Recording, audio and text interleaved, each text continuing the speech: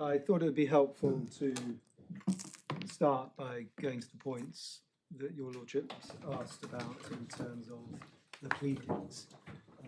So the first point that your lordships asked about was pleading as to the bank's knowledge of the 2014 SPA provisions, and that was a breach of the SSA, and the reference for that is in the particulars of claim at paragraph 36B, which is at page 149 of the call bundle. And it's an inference from the matters preceding it. And then we see at 36B that the bank was aware, or at least suspected, that the 2014 SPA involved a breach of the SSA and was not increased best interests. And then it goes on to address the bank's knowledge of ownership, and we're unable to ascertain the true position, reserving the right to plead further. And I'm going to come back to the SPA shortly when we finish the early repayment and subrogation point. When it says, excuse me, when it says the 2014 SPA involved a breach of the SSA, and that might have been something that you addressed us on this morning, but if so, I don't recall it. This doesn't seem to have anything to do with early repayment, does it?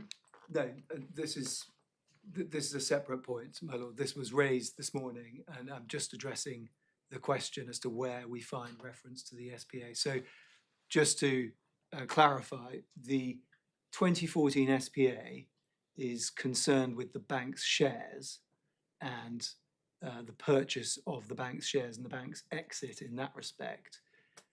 And that flows through, as we will see, 2014 SPA annexed to the 2014 SPA in 2018, which we'll come to. In respect of both agreements, the agreement is that PSPT, a company owned or controlled by Michael Jarosevich, will acquire the bank's shares. And that then leads on to the PSPT default claim and the third bailiff sales. So there's that stream of events. Separately, there is the matters that we've been looking at this morning, which is the early repayment on the convertible bonds and the subrogation claim and the MJWK default judgment and the matters that then flow from that, which include the issuance of the certificates and the first and second bailiff sales. So, but I was simply taking your lordship to that because that was one of the questions that was raised this morning, and I just wanted to address that. The next question that was raised was as to the fact of, the question was, is the fact of early repayment a breach? Just put it simply. The fact of early repayment by the company is probably not a breach. The fact of early repayment by a third party, the answer to that is, well, it will depend. And it will depend on whether accepting it is in accordance with the bank's good faith obligations in particular. So that's the answer on that question. Well, Sabine, I thought you were going to take us to the pleading on these points. No, sorry, and that was a separate. But then there was a question as to, is the fact of permitting or accepting early repayment when the bank knows or suspects a nefarious purpose a breach? We say yes, it is a breach. And then as regards both, I'm now going to run your lordships through the pleadings. So, and of course there's a slight overlap here. We're looking both at aspects of the SSA obligations, but this also will encompass the Article 415 Polish law obligations. So starting with the obligations under the SSA, we turn to paragraph 26 of the amended particulars, which is at page 147 of the core bundle. And we see there a pleading as to the true construction of clause 24.1 against the background of the indirect structure of PRE's interests in the assets via the fund each shareholder undertook to the other shareholders in PRE, including Durnont and PRE itself, that it, so that's the shareholder, or any person or entity appointed by it, controlled or influenced by it, or acting on its behalf, would act in good faith in the best interests of the joint venture and of the members of PRE as a whole, and then would comply, and this is by reference to the appointees, with their fiduciary duties. And alternatively, that is, we pleaded an implied term of the SSA. And then there's a further express term, 28, that on a true construction, the shareholders agree to act honestly and transparently in their dealings with PRE and its assets. And of course, the transparency aspect is particularly important as regards the matters we've been discussing this morning. And then at 29, again, an implied term. What does transparency mean? Is that an obligation of full and frank disclosure? I mean, what exactly is that? That would be presumably at one in its fullest context.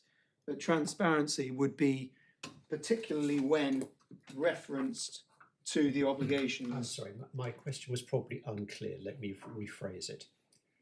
Transparently is a nice term which is in current usage in various contexts. My question is, what legal content does that have in this context? Yes.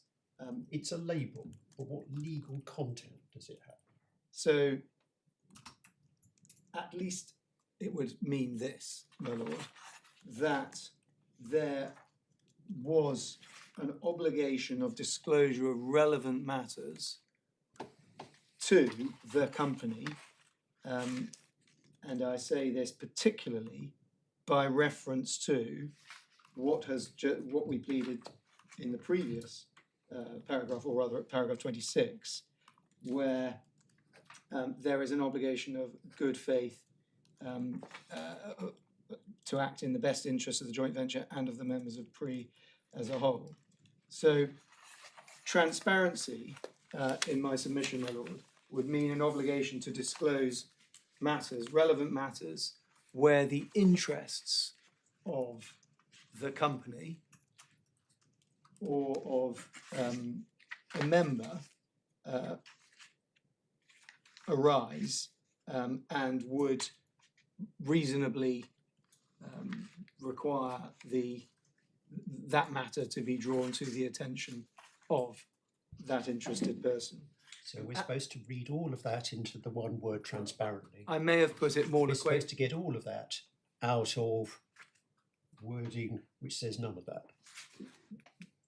Well, it says it in the sense of on a proper construction, my lord, but transparent, the court has to look at that word and, applying the principles of construction, ascertain what that means, or what the words of the contract mean, in accordance with this pleading.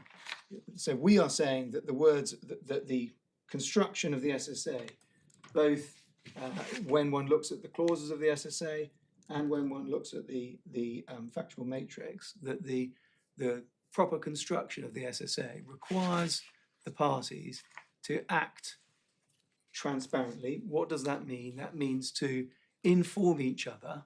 I put it as disclose to each other relevant matters, but you may put it as inform each other of matters that, on a reasonable view, affect the interests of the other parties in relation to the joint venture. Then we then see, my lords, at over the 2 pages on, at paragraph 37, page 149 of the bundle, that Vladek and Michael, through their control and influence over JWK, MJWK and Durska, procured that MJWK bring a claim, and that's the subrogation claim, and they did so without prior knowledge or consent. And there's an inference pleaded there as to their bad faith in that respect. And then if one moves on to 67B2, which is the paragraph that we looked at earlier.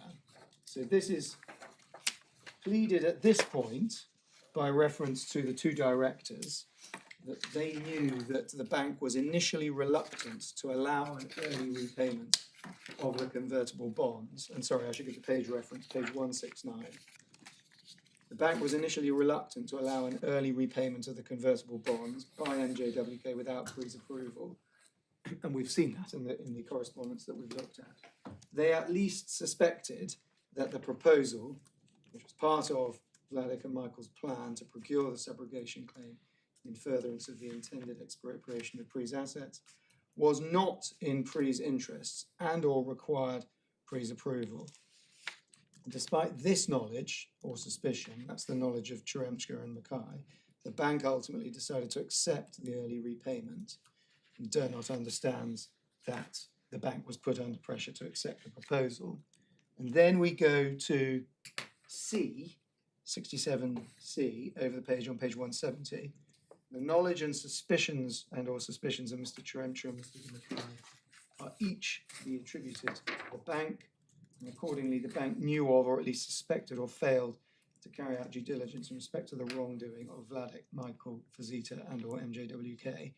And what is that knowledge? Going back to 67B2, it's at least that the subrogation, that the early repayment and the subrogation claim was not in Pre's interests and or required Pre's approval. So just breaking that down, as to the second element, what's the basis for that? The second element being and or required Pre's approval. Yes, what reason is there to suppose that these directors knew or suspected that the proposal required Pre's approval? Well, the first point would be that the Denton's correspondence references resistance on the part of the bank to accepting early repayment on the basis that the Pre should give its consent. And in fact, there was the letter that we looked at where the representative of the bank, I believe she was called Clementine. Representative of the bank says we'll need something from Pre. Yes. Denton's come back and say, no, as a matter of Polish law, you don't need Yes. the consent. So what's the basis? What matters do you rely on as showing that the directors knew or suspected that Pre's approval was needed? So it's the first step. That simply because the Dentons come back and say no, it's not, doesn't answer the fact that the substantive underpinning of saying that they knew that its approval was required, because that's what they'd said. That's what the bank had said, was that Pre's consent was required. So even if MJWK then come back and say no, it's not, which is doubtful as to whether that's correct in the circumstances that we're talking about, where a payment hadn't yet fallen due anyway. But Well, putting that to one You side, said that you weren't taking issue with the account of the Polish law given in the letter. well, not taking issue with the way it's presented, but then the question arises, well, is the payment due? Well, no, because there was in the third paragraph looking at voluntary acceptance before due, and again it says without consent. Yes. So that says without consent, but that's the voluntary question. But And how do you and get? So then you have, How do you get a prima facie case that these directors suspected that the payment required Pre's approval, when the last stage we get in the correspondence is them being told, or the bank being told, no, that isn't necessary. so then the answer to that is you go back to the obligations that I addressed just at the outset, as soon as we started, and their knowledge of so they know that there is a good faith obligation, and there is a good faith obligation.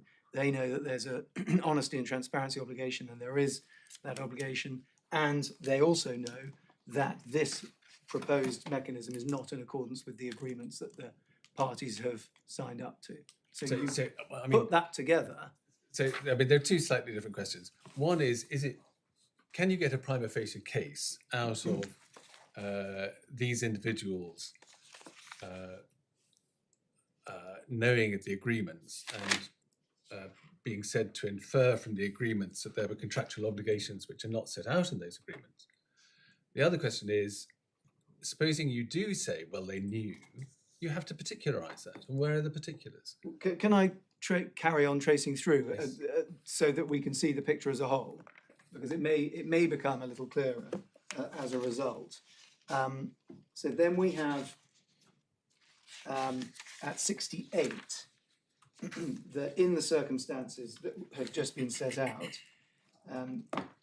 Ms. Van Derska and or Mr. Tremshaw and Mr. Mackay and the bank acquiesced in and failed to take steps to prevent and or failed to inform about the wrongdoing of Vladek, Michael, Fazita or MJWK. And it's relevant to note that the judge concluded that there was a prima facie case in that respect as regards Ms. Van Derska.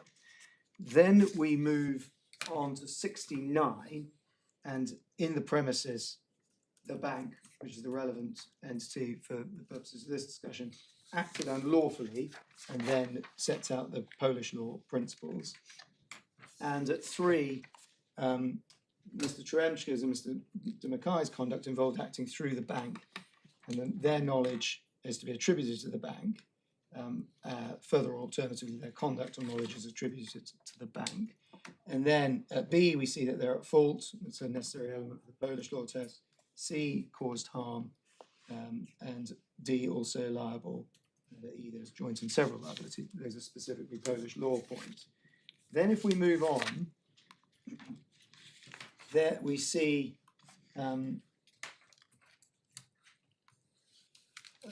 at 80, so at 73 and following, we have the fiduciary duties of Mr. Cherenko and Mr. Mackay.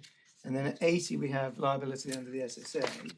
And we get to 80, which is the bank, as a result of the facts and matters set out above. Now, before the short adjournment, it was, your lordships made the point to me that that's constrained by in that, the words in that, which is correct. And one needs to then look down to see what that means. And we see at B that Mr. Tremshka and Mr. Mackay were appointed by the bank and acted on its behalf. And then at C, that pursuant to 24.1 and the alternative terms pleaded, the bank is liable to PRE for the wrongdoing, for such wrongdoing, and that's by reference, we would suggest, to the results of the facts and matters set out above, on the part of Mr. Cheremsha and Mr. Mackay and or the bank itself. So that ties together the obligations, the wrongdoing, which includes the wrongdoing of Vladek and Michael and the bank's knowledge of that, whether directly or through Mr. Tremshka and Mr. Mackay.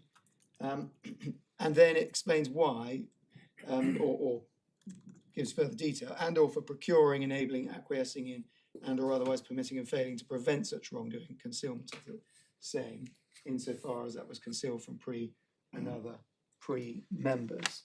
So that's the story, if that, which I hope assists. Can I ask about procuring? Yes. Because I think that's the only point at which that word appears. What's that mean in the context of this case? What's it refer to? A number of points. So we've already covered the early repayment. So in that respect, one can say that it's procuring an early repayment of the bonds. How has it achieved that? Through engaging with and agreeing with MJWK to permit the early repayment. It, of course, in its correspondence, the bank would have procured various individuals to write in the way that they did write in their correspondence. So that would include Mr. de Mackay, setting out the matters that he set out in his correspondence. As we will see shortly, it also will involve procuring them to vote in particular ways. So as we will see, Mr. de Mackay at the shareholders meeting, sorry, the board meeting on the 28th of April 2016, Mr. de Mackay simply abstains when a resolution is put, and this is perhaps also helps link into the transparency point. A resolution is put to investigate or conduct an investigation into the company's asset position. Where are the certificates and so on? Is procuring the wrongdoing that is alleged in 80A, is it? It's not any wider wrongdoing, not procuring the wrongdoing by the other parties, it's just procuring the wrongdoing by the directors and all the bank itself, I suppose. Right? Yes, it's procuring such wrong. I'm not even sure it's in 80C for procuring such wrongdoing on the part of Mr. Churemcha, Mr. Mikhail, the bank itself. Yeah. Yes. So No, that, I understand. I just wanted to be clear that it wasn't procuring any wider wrongdoing. no, but of course, indirectly, the acts of Mr. Churemcha and Mackay may then, of course, lead to something else. But Yeah, for that's the- a causation point. Rather Exactly, Than, so, so my lords, that's an answer that to the questions on the particulars. We then, just picking up on where we left off in the story,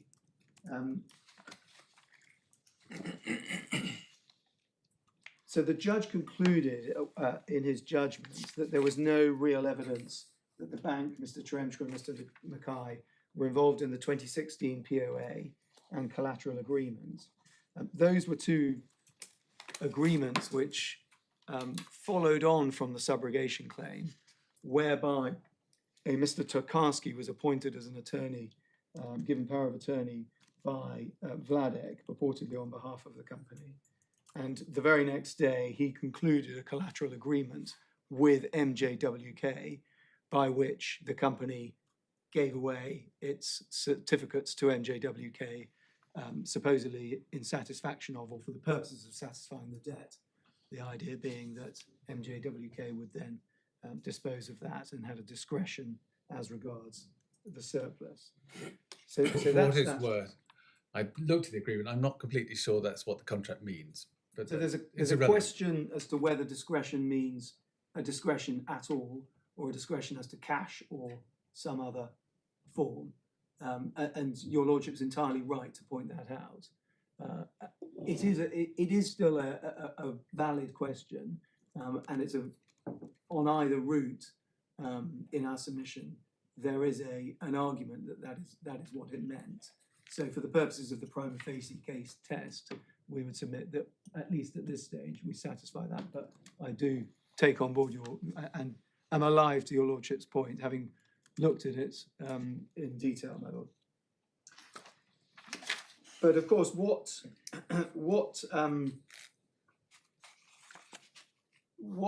the judge in our submission failed to take account of was how the 2016 POA and the collateral agreement had come about in the first place.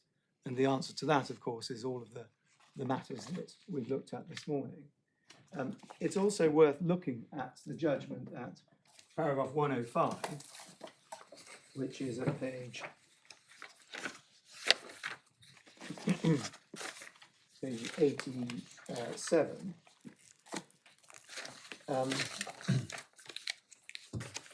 Where the judge is addresses the subrogation claim. Well, we've looked at this earlier.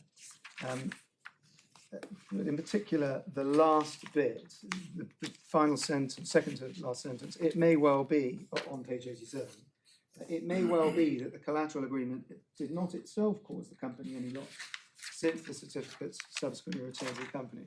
But even if this is right, the evidence of the conduct of Vladek and Michael in relation to the commencement of the subrogation claim and the entry into the collateral agreement would, in my view, be at least potentially supportive of the claimant's claim. So the reason I take your lordships there is simply to make the point that, of course, that only arose as a relevant factor at all because of the conduct of the bank in permitting the early repayment and relevantly not informing the company of that at the relevant time and not informing it of the collateral agreement and the POA at the relevant time. Just to understand how far your case goes, you say, as we've seen, the bank or the directors knew or suspected that the bank wasn't entitled to accept payment, and knew or suspected that this mechanism would give rise to a subrogation claim. Is there any allegation that anybody knew or suspected that the subrogation claim would be used to generate something like the collateral agreement? Yes, so this is the point that it was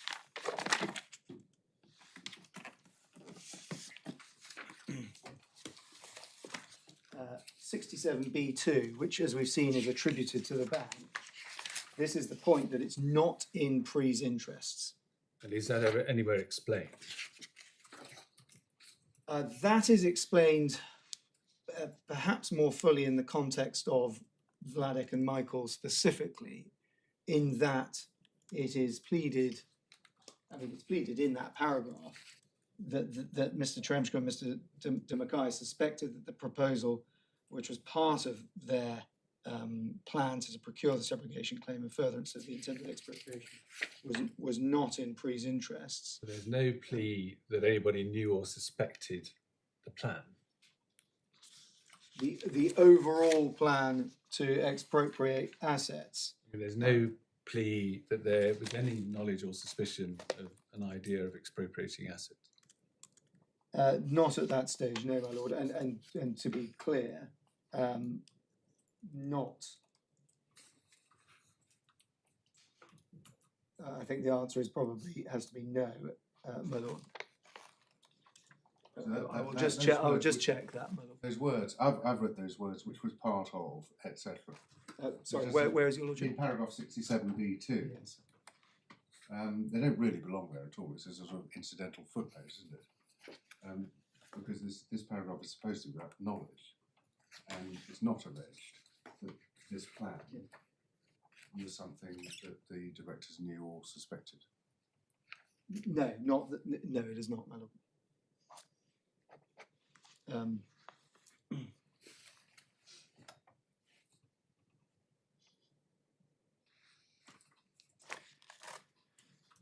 Now,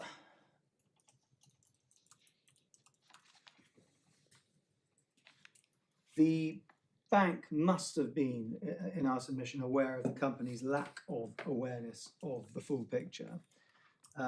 And yet, despite this, it did not vote in favour of a proposal for a full investigation of the various events surrounding the subrogation claim. And I've mentioned this, but we can just turn it up. It's in the supplemental bundle at page 316.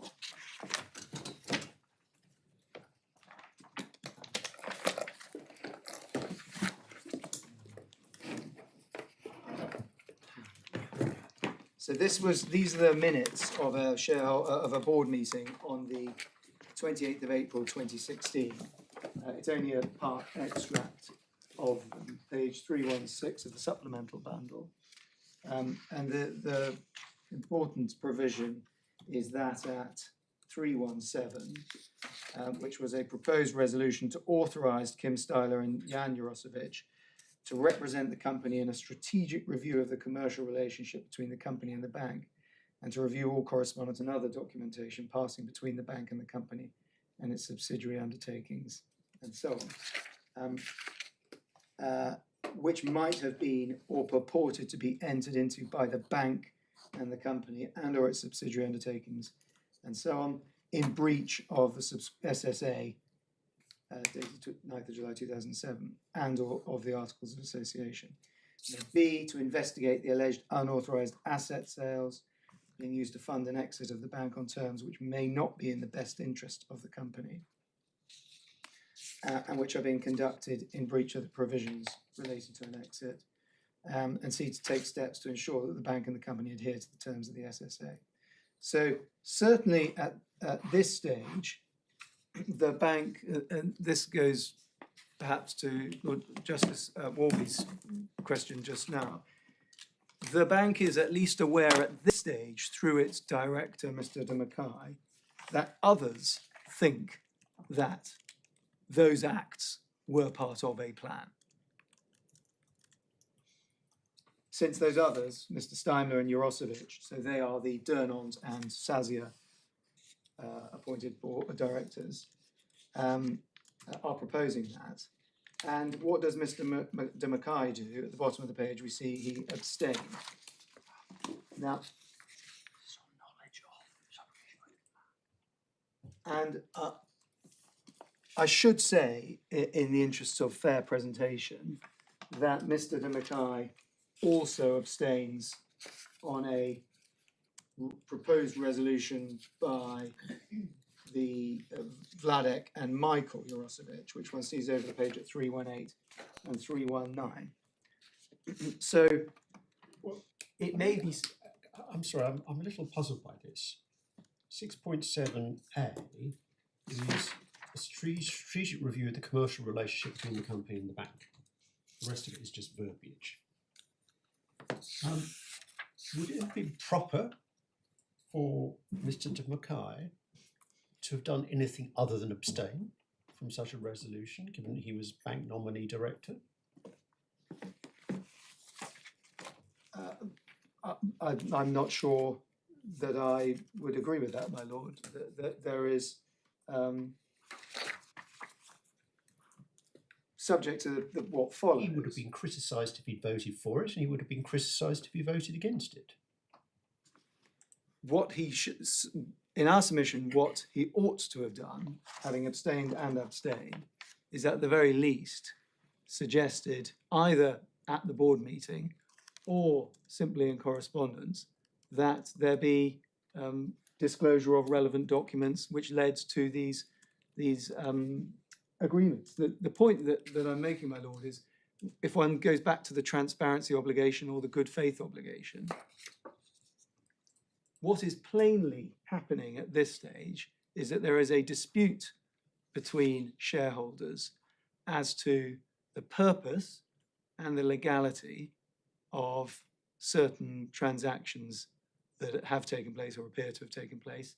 And at the very least, there is a desire on the part of certain members of the company to understand more fully what the position is as regards the company's assets. I Now, mean, in just those, sorry, sorry, in terms of the specific draft resolution, it was never going to have effect anyway, was it? Because there was no company secretary. that's correct, because Ergo Finance had resigned just shortly before. But even taking A out of the picture, there, in our submission, there's certainly no. It's not correct to say that the only reasonable course for Mr. de Mackay was to abstain on B, at least, which again simply looked at an investigation. I mean, in circumstances where there may be debate over whether Mr. de Mackay could have voted anyway, and the draft resolution couldn't have effect anyway, plainly this isn't causative of anything. The only question is, can you infer from Mr. de Mackay's failure to vote nefarious involvement? And that seems quite a stretch. You can infer from it a failure to comply with the, well, I'll put it this way. Our case is that there was a lack of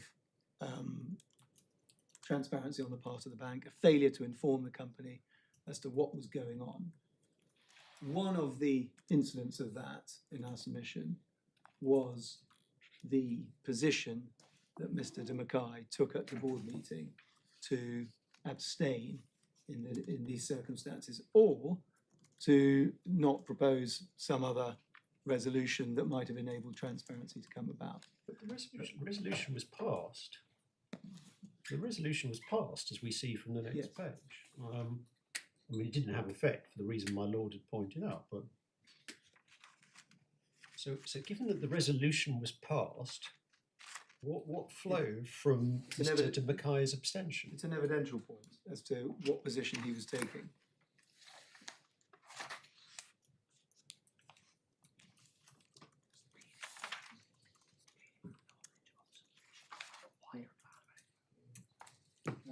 Mr. Dinsmore has just pointed out to me that in terms of the knowledge of the plan,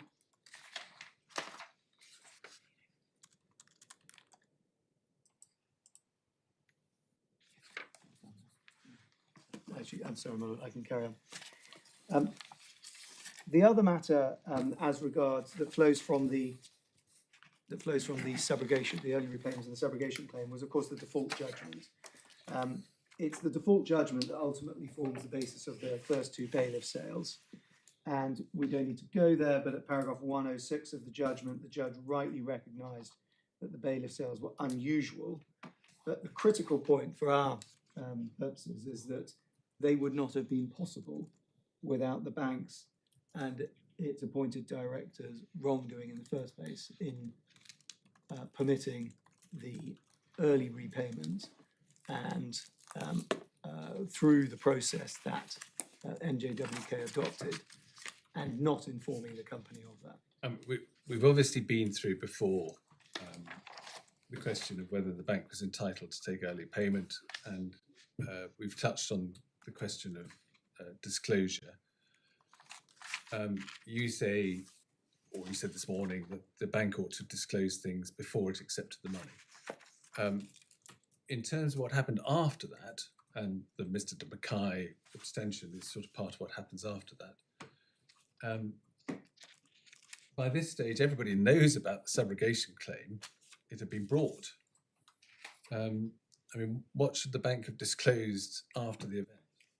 Well, so the fact is we still don't entirely know what led to the agreement to permit early repayment by the mechanism that NJWK proposed. So we still don't know, and indeed that's one of the reasons why we're having this argument today, because we don't have the full picture as to what communications there were between the bank and Vladek and Michael and MJWK that led to, so this is the first point, that led to the early repayment by the MJWK procedure. So what could the bank have done in that respect on this first point? It could have disclosed the correspondence that led to that and shown, if it were the case, that there was a legitimate basis for this and that the interests of the company were always paramount, and so on. What about thereafter? At this stage, 28th of April 2016, we don't in fact know about the power of attorney and about the collateral agreement. Did the bank know about the power of attorney and the collateral agreement? We don't know. So there's no pleading that they knew. No, there's no pleading that, but what we do know is, of course, that the bank had had close involvement with NJWK as regards the matters that led to the subrogation claim. That's but we don't. Such a generalisation. We know that the bank had dealings with MJWK in relation to the early payment, but we don't know any more than that, do we? Well, maybe I should take your lordship to this. There is a letter. I mean, the short point is that the bank was challenged on the legality of the repayment of the convertible bonds in a letter from Mr. Jan Jurosevic in August 2017. And so far as we're aware, it has not provided a response addressing the concerns that were raised. And your lordships can see that at, it's one of the attachments to Mr. Rota's statement. And I appreciate your lordship's point, and I apologise if it came across as a generalisation. It certainly wasn't intended to. Well, trying to be absolutely specific. I see there's a letter in August 27. We have allegations, Page and we know 320. that the bank knew that it was engaged in negotiations for the repayment of the money. Otherwise, the money wouldn't have been repaid. Is there any evidence, is there any pleading that the bank knew of anything relevant after that? So the bank certainly knows about the SPA and the annex, which we're coming to. Yes. We do not know beyond that. So there's no pleading that the bank knew anything relevant to the subrogation claim, the default judgment, the collateral agreement, the power of attorney, any of that. That's correct. Yeah. What, of course, we don't know is what was going on. And you know, we are where we are, my lords, in terms of our knowledge. And I appreciate that that, of course, informs at this stage what that means for establishing a prima facie case. And we are doing the best we can. And it is, as your lordships will appreciate, not straightforward. That doesn't, of course, absolve us of the duty to, or of the requirement to meet the threshold that we need to meet to be able to continue this claim. Your lordships will have seen, in the interest of time, Yeah. I'll simply show your lordships this letter, which you'll already have seen at page 320 of the supplemental bundle. The point there is that what Mr. Jurosevich does is sets out the concerns, at least on his part, which include, one sees at paragraph 3, as to the unlawfulness of the repayment of the convertible bonds. This is at page 321 of the supplemental bundle.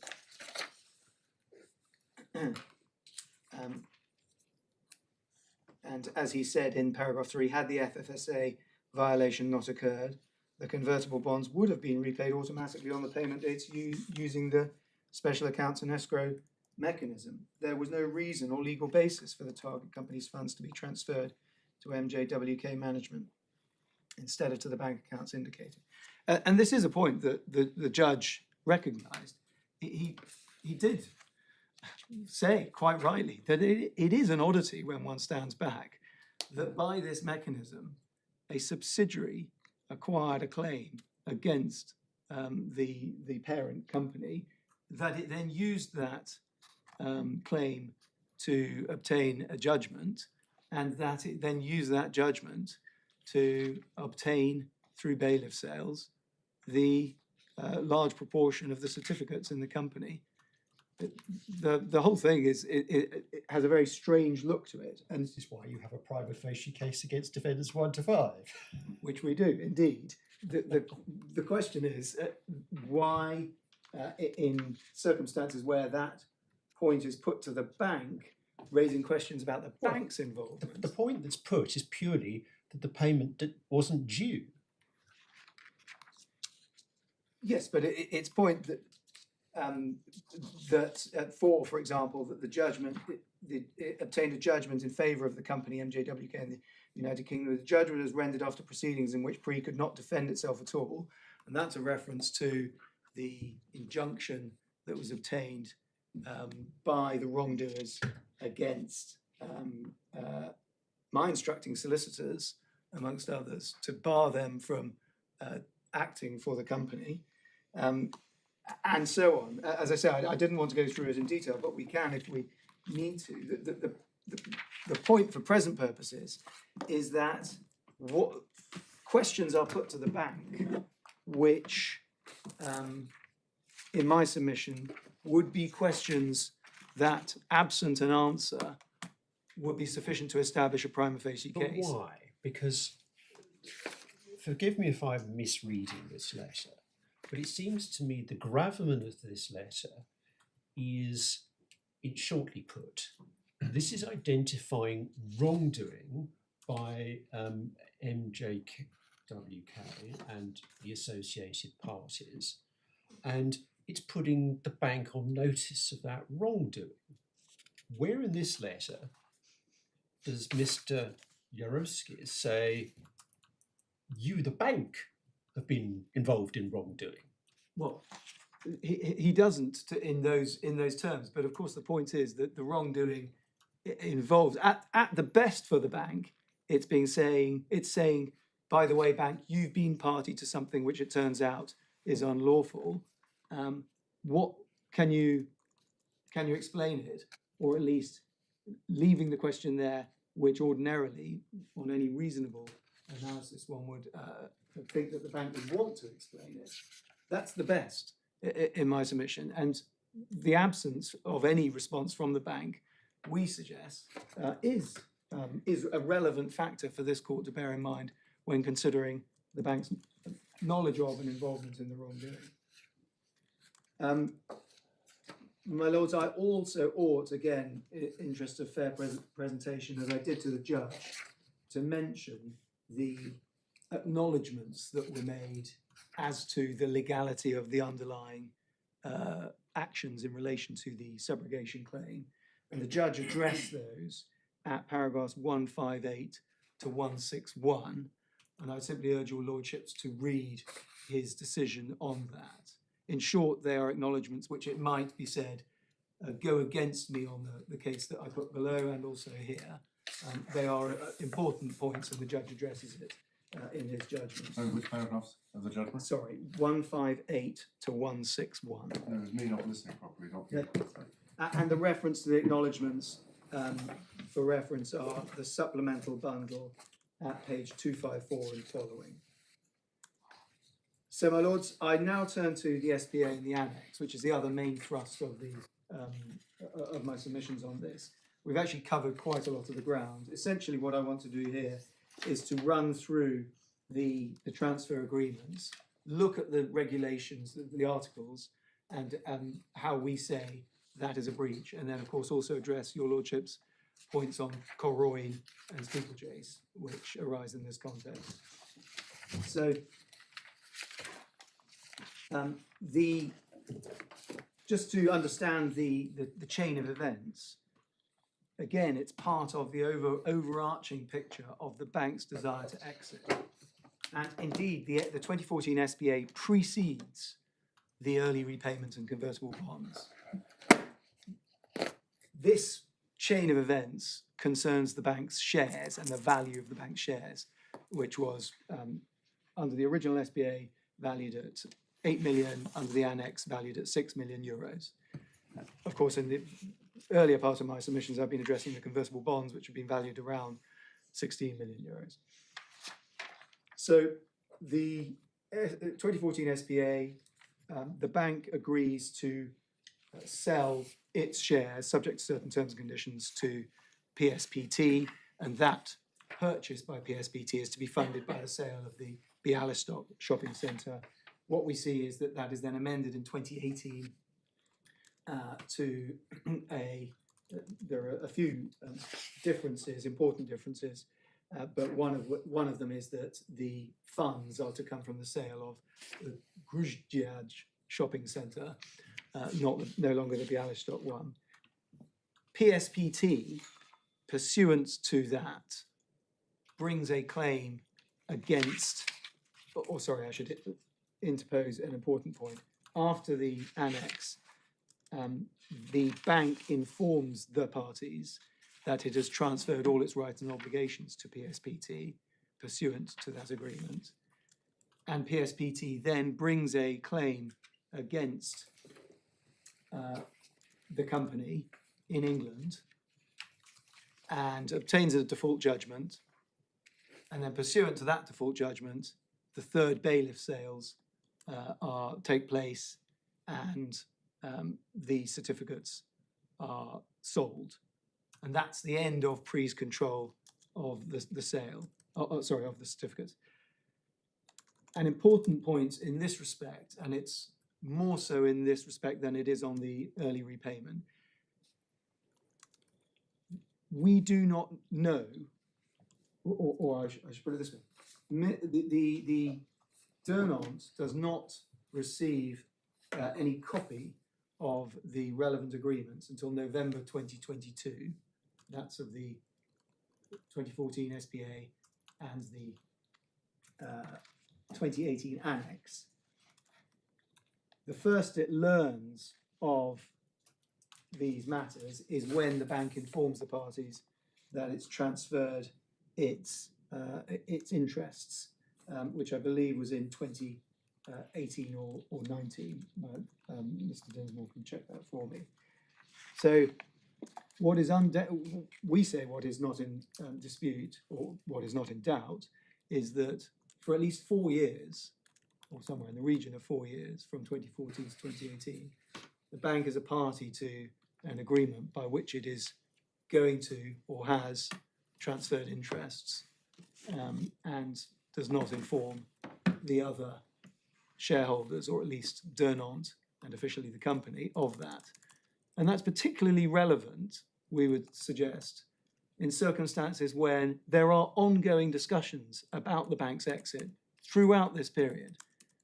And one might think it would be fairly sensible as a matter of commercial common sense, but also on the basis of the obligations that we've looked at in the SSA, that the bank would keep the other shareholders informed of the steps it was taking or had taken to exit the company, because the other shareholders and the company were under the impression that these relevant events had not taken place.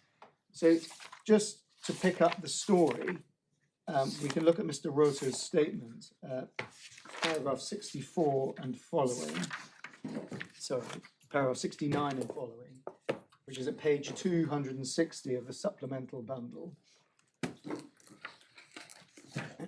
And I might ask your lordships, it may be simpler if I just ask your lordships to read paragraph 69 to 75.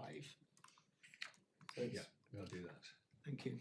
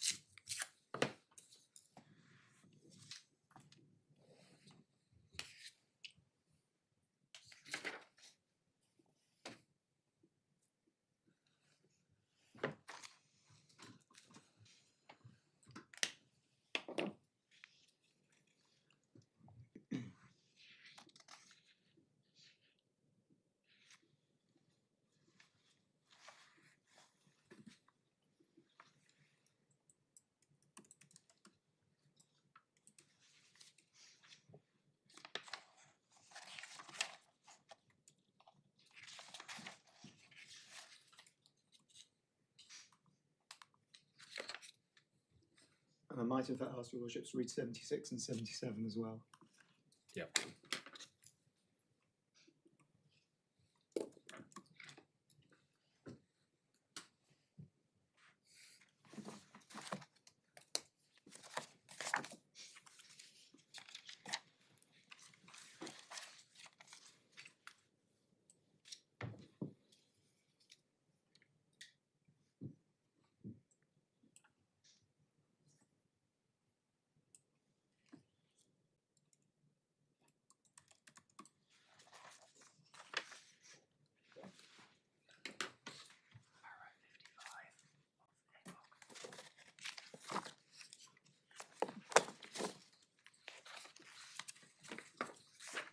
Yes.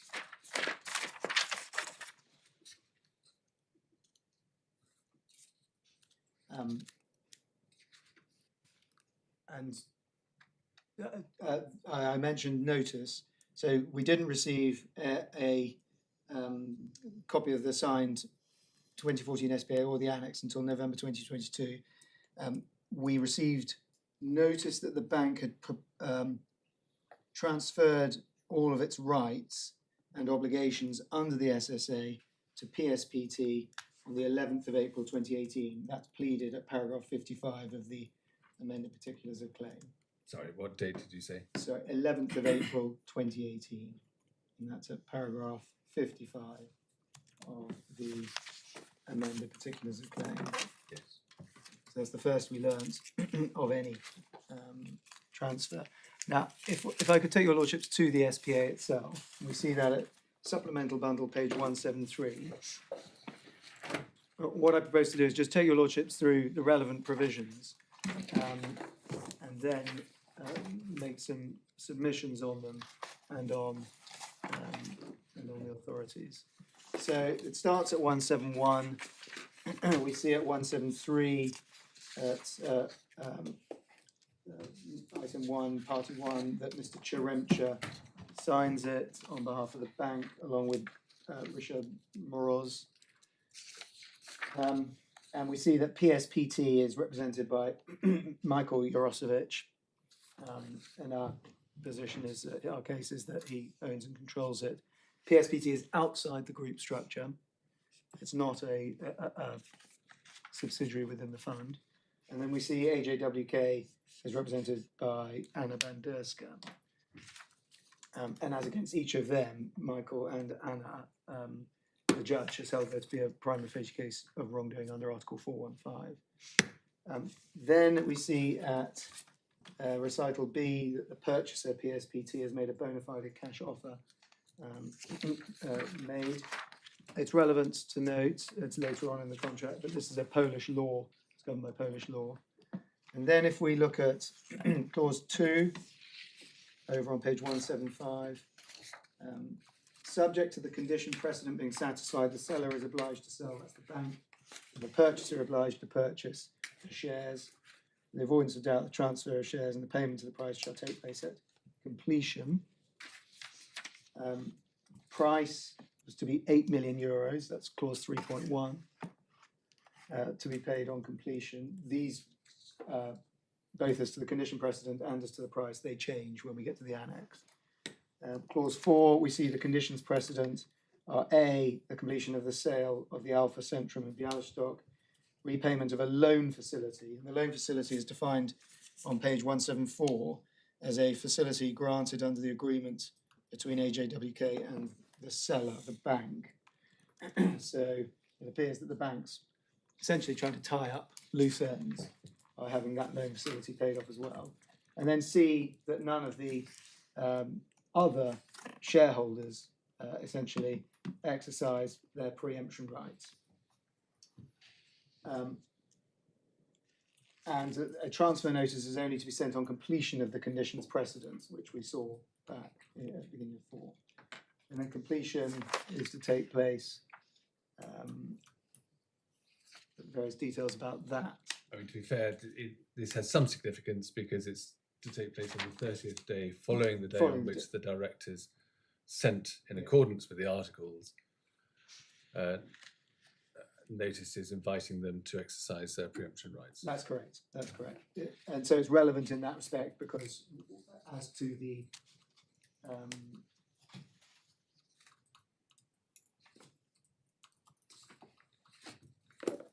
clause 2, transfer of shares and payment of price takes place at completion, and completion as to when that takes place. So those two tie together. And indeed, if you look at the timetable for completion Yep. in 5.2, you see again that the seller has to deliver confirmation that Yes. the rights have been exercised. Yes. So then, and then we see Schedule 1 at page 180. There's the a draft of the transfer notice, or the form of the transfer notice that's been sent. And at page 184, again, we see at the top of the page Mr. Cheremcha signing on behalf of the bank. But then I want to turn to the annex, which is at page 185.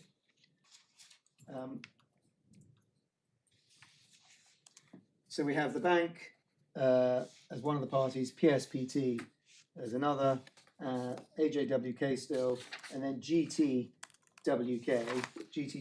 being the owner of the relevant property that's to be sold to fund the exit. So then, if we look at Recital D, or recital B, there's a reference to the original SPA. D, conditions precedent have not so far been satisfied. And then if we go to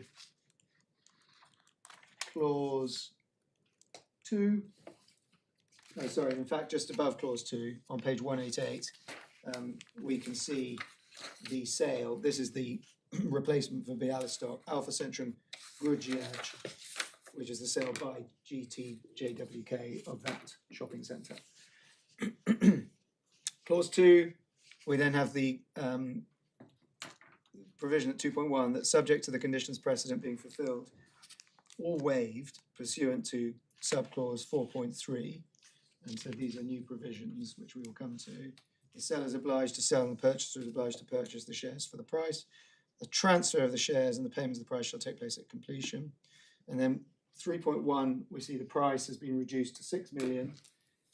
It's to be paid by way of a deposit in the sum of 4 million euros, leaving a remaining 2 million to be transferred on completion. And then we have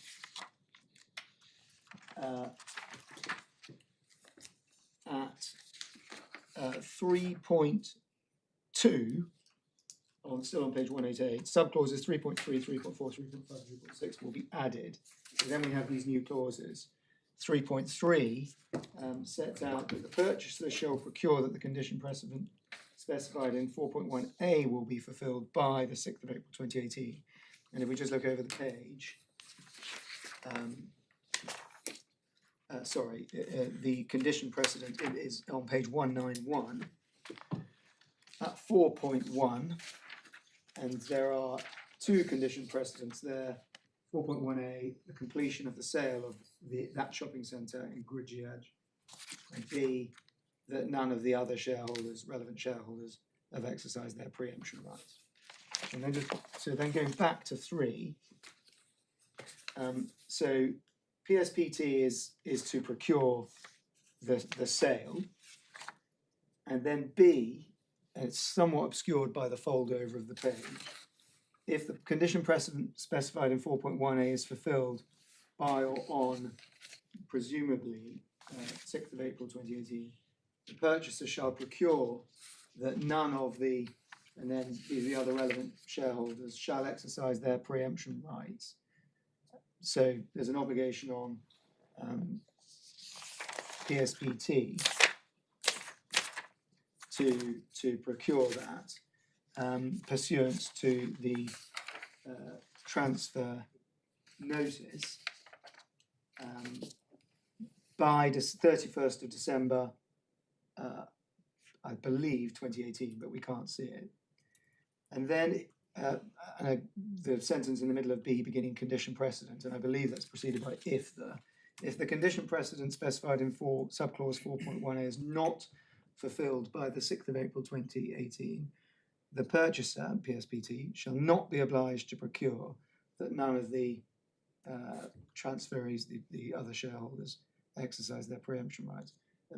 One might read that as, if there's no sale, you don't need to bother sending a transfer notice for obvious reasons. Then C, the seller shall retain the deposit if any of the obligations specified in 3.3a to b are not performed. I.e., and then there's clarity here, that the condition precedent is not fulfilled, or provided that the condition precedent is fulfilled, there's no objection from any of the other shareholders. And then there's a provision about liability being limited to the deposit.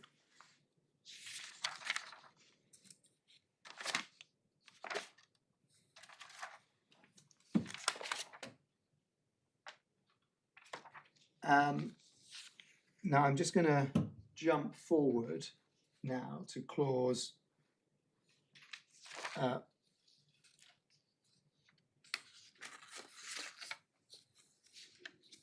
4. So we've seen what the conditions precedent are, and then at 4, and that's at 4.1, 4.2, similar to the clause we saw previously in the original form, the seller shall send the company a transfer notice within 14 days on the fulfilment or waiver. So again, that's a variation, is the addition of waiver by the purchaser of the condition precedent. And the condition precedent, then 4.3, the condition precedent referred to in A, namely the sale, is stipulated for the benefit of the purchaser, PSPT, who may unilaterally waive it, no sooner, however, than as of 1st of January 2019, in which case the condition precedent may not, shall be deemed non-existent. So 3.3, 4.1a may not occur.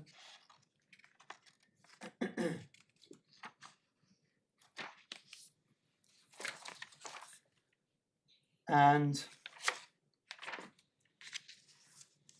then we have a provision at 4.4 about Polish law and what the status of the conditions precedent is a matter of Polish law. Clause 5, completion shall take place at the offices of the company 30th day following the day on which the director sent pursuant to the transfer notice and in accordance with the regulation C to the other shareholders. Now, of course, it's relevant to bear in mind that condition A, the sale of the shopping centre, can be waived, and if we go back to 3.3a, that if the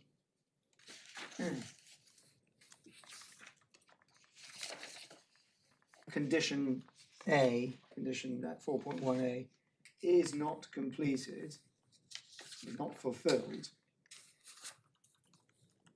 and this is in the middle of, 3.3b at the top of 189. If the condition precedent specified in subclause 4.1a is not fulfilled, the purchaser shall not be obliged to procure that none of the other shareholders object. So what's unclear from this is whether the transfer obligation remains if the condition precedent is waived. Well, it depends which condition precedent you're talking about. 4.1a. No, I quite follow that can be waived. And so then when one looks at 3.3b, my submission is that a question certainly arises as to whether the obligation to send a transfer notice remains on the purchaser, or at least rather the obligation to procure that none of the transferees, the other shareholders, exercise preemption rights. I mean, they have. I'm not sure there's any real doubt. They have an obligation to procure that the other shareholders have preemption rights, but the sale is still conditional on among other things, Sending of the 4.1b. the transfer notice going out. Yes, that's correct. And for completion to happen, it has to be confirmed that no one's taken up the offer. And where we may be, I'll finish going through it first, before we sort of assess the where we are. Clause 10 is then important. What follows in clause 10, this is on page 193 and 10.1, is it provides that this new clause 8 brackets 1 will be added to the SPA.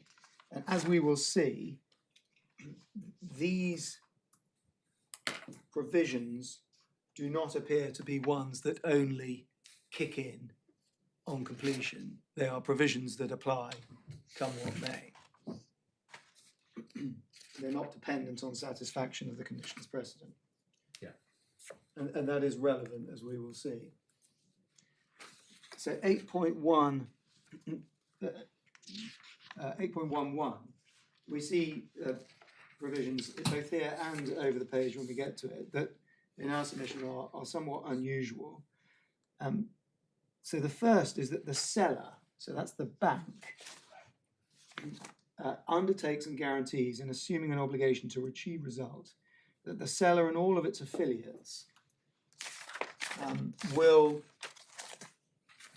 duly and fully undertake all of the following actions. So the first is not to sue, transfer, pursue, etc., or assist in the pursuit by any other person of any claims or initiate any proceeding before any court or any public authority regarding the collateral agreement, the April power of attorney, the collateral claims or other claims, including future other claims. So the collateral agreement has the meaning that we've looked at. It's and the April power of attorney is the 2016 POA. 2, that as being in the best interest of the company, they will not prepare, instruct, assist in preparing, finance, or in any other way endorse the defence of the company. Those words can be inserted there. Against the claim lodged by MJWK in England in the High Court of Justice. And then there's reference to other claims against the company in Warsaw and against the company in Cyprus, ancillary motions for injunctive relief, 1, 2, 3, and so on above. And 3, that as being in the best interest of the company, they'll not prepare, instruct, assist, and prepare, or finance, or in any way endorse the filing of counterclaims, and so on, in relation to certain of those actions. So just pausing there, in our submission, that is relevant, particularly when we don't see this for another 4 years, 4.5 years. This is a shareholder, the bank, agreeing that something is in the best interest of the company with a person who is not a member of that company.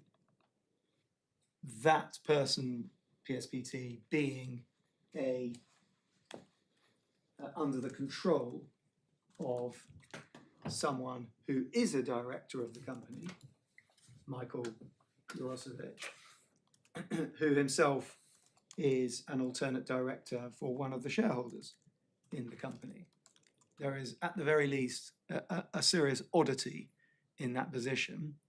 And in our submission, again, at the very least, the bank's obligations under the SSA and Polish law would require it to inform us, Durnont, and the company, that it had decided that something was in the best interest of the company unilaterally.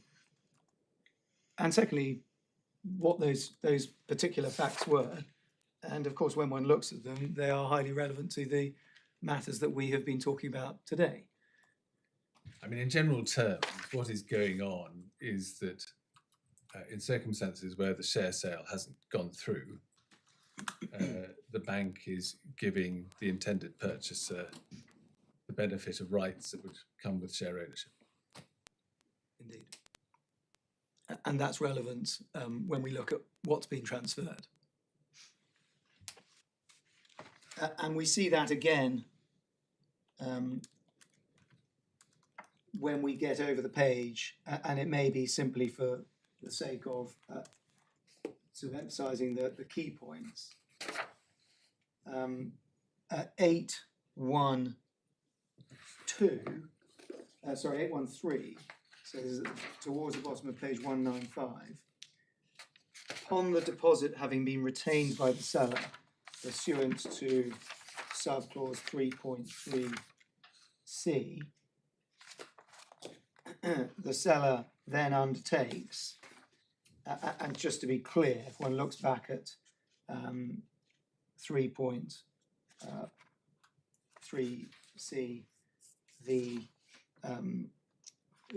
deposit is to be retained if the conditions precedent are not fulfilled by the 6th of April 2018. That's as regards the sale, and the transfer notice by the 31st of December 2018. So about 8 months. So the April date is, just reminding myself of the date of the SPA, 14th of February 2018. So they've got just under 2 months to sell the shopping centre and 10 and a bit months to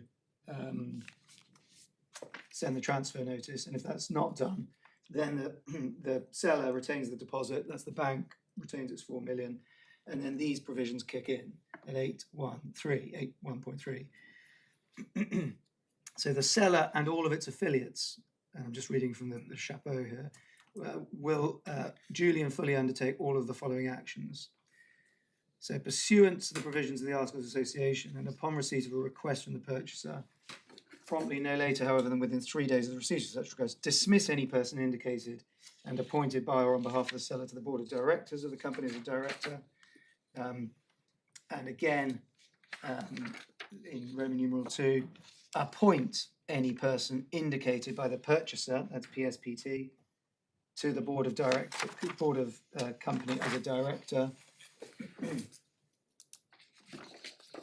At 3 over the page, top of page 196, dismiss, I'm just reading from the final 3 lines, dismiss any person indicated by the purchaser, that's PSPT, and appointed by or on behalf of the seller to the board of directors, for not dismiss any person appointed as a director of the board of directors of the company this year to 8.1.3.2 without the prior consent of PSPT.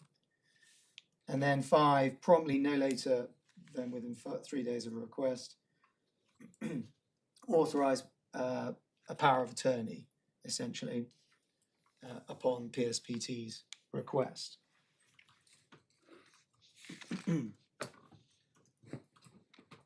So I've set that scene. I now just want to look at the transfer provisions in the regulations, in the articles, which we can find beginning at page 95. We assume that in this respect, Cyprus law is the same as English law. Largely, there is one point where I will make a submission on that, my lord, but subject to that, that is a presumption that we can proceed on for the purposes of this analysis.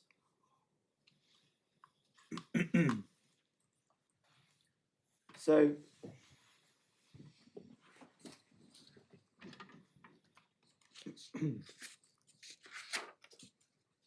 the relevant provisions begin at page 101 and regulation 22. Prohibition on transfer. No shareholder may transfer any shares in the company except in accordance with the provisions of regulations 23 to 26. And for the purposes of those provisions, transfer includes any form of disposal and the creation of any right or interest in favour of any person other than the holder. Share includes any interest, whether legal or equitable, in any share or any other security eligible to be converted into a share. And then we have the ordinary, the other shareholders at B may require to be furnished with information, such information and evidence as any of these other persons may think necessary or relevant. And then if 23 sets out permitted transfers, essentially to members of the same group. We see that at 23A. And then 24, on page 103, preemption provisions. Subject as provided in regulations 25 and 26, any shareholder, so that includes the bank, desiring to sell, transfer, or otherwise dispose of any shares which it holds, shall, except for a transfer of shares which is permitted under regulation 23, give notice in writing to the company, specifying and then various details. And then there are fairly standard provisions that we see there. Now, just pausing here, regardless of what has happened to the shares themselves, and my instructions are that they are still registered in the name of the bank in the Cypriot register, that was the position also before the judge below. But regardless of the position regarding the shares, on any view, we say it is plain when one looks at the annex to the SPA as we have done, that interests, rights and interests in the shares have been transferred pursuant to the annex. And in particular, once we saw the provisions that I took your lordships to as to the appointment rights, the rights of appointments of directors, the right of dismissal of directors, the right as regards appointment of power of attorney to exercise any and all rights in the shares.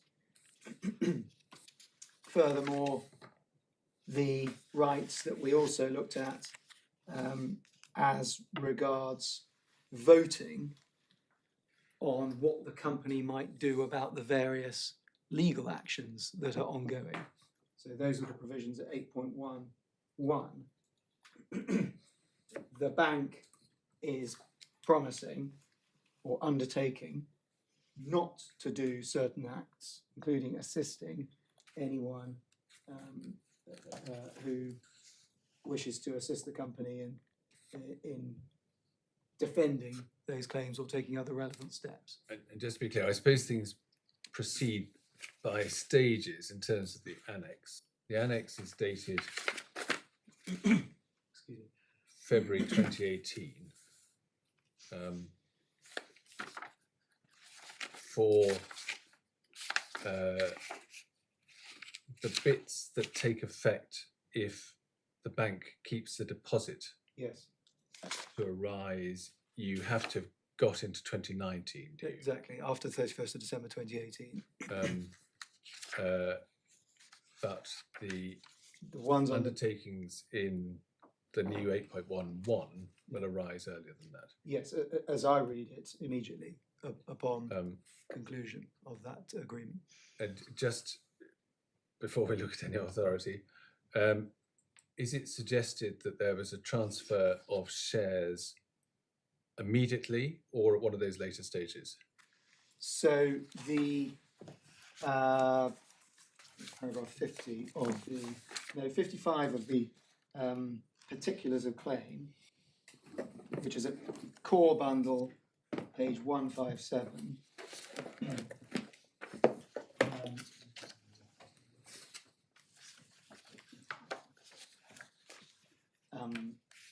Just the underpin. You see that on the 11th of April 2018, so that is the day, a few days after the 6th of April. I mean, that can't actually be quite right. It have had a look. agreed to transfer rights. It hadn't actually done it yet. On the 11th of April 2018, the pleading is, and I'm just going to find the reference to Mr. Rota's statement. Oh, maybe that is right. So the Yes, so hang on for the full transfer of voting rights, whatever, to take effect. The seller has to have kept the deposit, and it can keep the deposit if either condition hasn't been fulfilled, either it's yes, I see. So it's good enough that the sale hasn't happened by the 6th of April. because of 3 points. If any of the obligations Yeah. specified in subclauses say you only need one of them not to have been fulfilled. Yes. So that has, Yeah. by the 6th of April, it hadn't been fulfilled. Therefore, the latter part of the annex takes effect, and the bank tells pre that. Indeed. And on any view, So it says that all of its rights and obligations have been transferred. As I say, it appears that the shares remain registered to it, but it would appear that it has, pursuant to the SPA annex, transferred significant rights. We can say at least that. And in our submission, that comes within the transfer notice provisions, or sorry, the regulation 24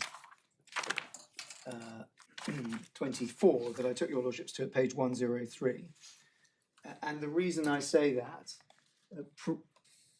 anticipating the Caroyne point, or desire, one of the aspects that arises on Caroyne, we don't need to go to desire because we have in 24A otherwise dispose of any shares, and shares is defined at the top of page 102 as any interest in any share. And in our submission, that would cover the interests and rights that were transferred by way of the SPA annex. I mean, it's an interest, not it's not a voting right. Well, I don't know, maybe it is. Any interest, legal or equitable, that suggests a proprietary interest. So then you have, of course, the transfer on the previous page, just at the bottom of the previous page, any form of disposing the creation of any right or interest. So, I mean, let me go through this. I'll just explain, summarise what our submissions are, my lord, on this.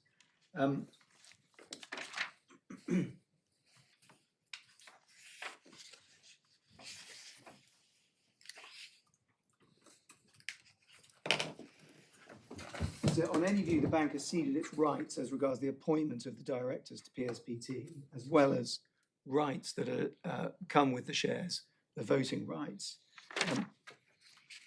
On the question of whether, what that means in the present situation, your lordship rightly directed us to the Caroyne decision. And Sedgefield Steeplechase. And Sedgefield Steeplechase, which is cited in Caroyne. Yes.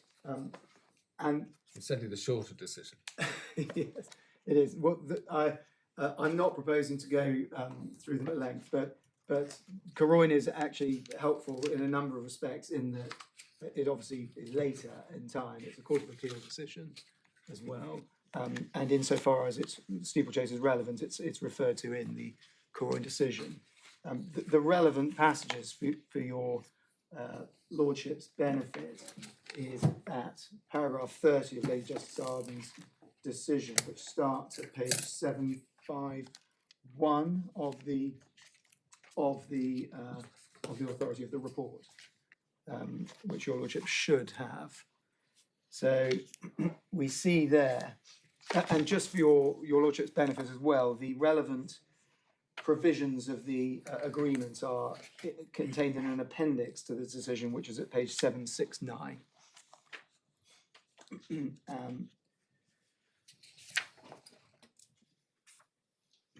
And it may be relevant, in fact, just to look at 769 first. That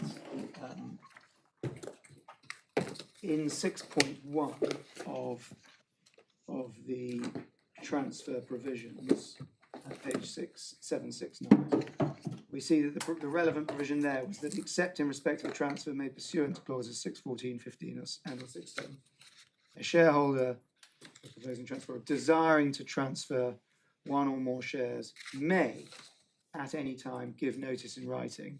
So first distinction, it's an option. Now, my recollection is that certainly Lord Justice Rymer says it isn't actually. Yes, well, he considers that. So Mr. Justice David Richards at first instance had considered it was. There is then a debate about what that means, but for our purposes, we don't need to rely on that in any event, but that is correct. May at any time give notice in writing to the company of his desire to transfer shares and so on. And Then we see, if we go back to Lady Justice Arden's judgment at paragraph 30, which is at page 751, we see that she's addressing the submission that Lord Goldsmith had made about a desire. And she said, the arrangements between Mr. Quinlan and the Barclays neither resulted in Mr. Quinlan having a desire to transfer the shares for the purposes of clause 6.1, nor breach 6.17, because the sale and transfer contemplated by the February agreement is subject to compliance with the shareholders' agreements and Corroin's articles.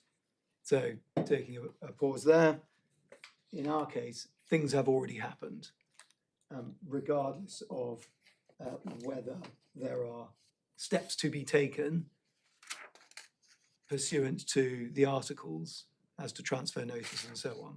We've seen that there's already rights and obligations that have been transferred. The position is on all fours with that in Ring Tower and research of Steeplechase, where the court held that there was no relevant desire or intention to transfer shares for the purposes of preemption provisions, where what was proposed was to transfer the shares subject to a similar condition. This is a point that probably goes nowhere at all, but just enlighten me. Why is the citation to the first instance decision of Lord Hoffman when there was an appeal to the Court of Appeal in Sedgefield? I did know that, my lord. In the time available, I'm afraid I didn't. The appeal was dismissed. I haven't had the chance to compare the reasoning of the Court of Appeal with that of Lord Hoffman sitting at first instance. It just seems a bit odd. Yes, it may be that, and as I say, I haven't had the opportunity to explore this, but it may be that the point, for whatever reason, did not arise or on appeal, or find that the court explored it in sufficient detail to be relevant to Lady Justice Arden. I think you can blame me in the sense that I drew your attention to Lord Hoffman's decision, which I think is the one commonly referred to. I'd forgotten it went to the Court of Appeal. I can't remember what it says, I'm afraid. Well, it's not just your lordship, because That's what Lady Justice Arden cited. exactly. That was my question. Yeah, she did the same. So I'm not sure that there's an error there in the sense that the House that it there may have been more relevant comments on appeal. It may actually be that this is the relevant decision. So we see there that, and then at paragraph 31 of the Corroin decision, Lady Justice Arden addresses the fact that Mr. McCullum couldn't go behind the judge's finding of fact and asserts some different and wider agreement the judge actually found, and that he had already held that none of the arrangements between Mr. Quinlan and the Barclay interests involved a transfer of an interest in shares, such as to trigger clause 6. So slightly different from where we are at the moment, where we're simply trying to establish a prima facie case. There, not only was it a balance of probabilities position at the end of a full Court of Appeal hearing, but the judge at first instance had himself already determined the matter against them. Just on that, I should take your lordships to it.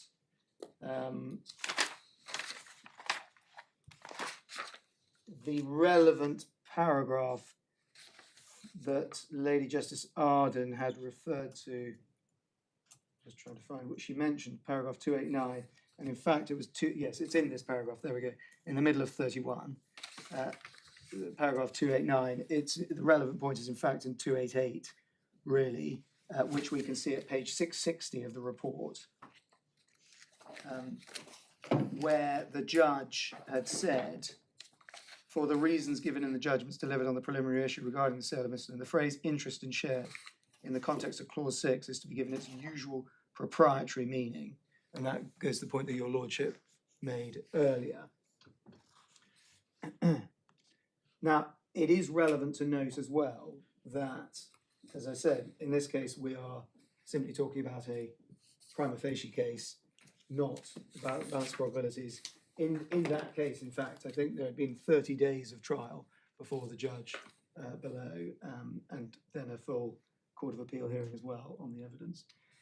Additionally, they were dealing in both Steeplechase and in the Corroin decision They were English, as far as we can tell, English companies. And in steeplechase English law, the transfer agreement was English law. And in Caroyne, as I understand it, it was an Irish law transfer agreement. In the present case, of course, we're talking about a Polish law transfer agreement. And the concept, sorry, my lord. Sorry, go on. I was simply going to say, in the concept of what constitutes an interest in a share, there was the English law concept. This was the single point on which I was going to address your lordships. We don't obviously have Cypriot law before the court today as to what it means. And in those circumstances, your lordships may simply proceed on the basis that Cypriot law is the same as English law in this respect. But we don't have evidence of that, and I'm not in a position to make submissions either way for your lordships on that point. And as you say, this may well be an area where it's not possible to arrive at any conclusions. I mean, picking up one or two other things, 39 in Lady Justice Arden's judgment.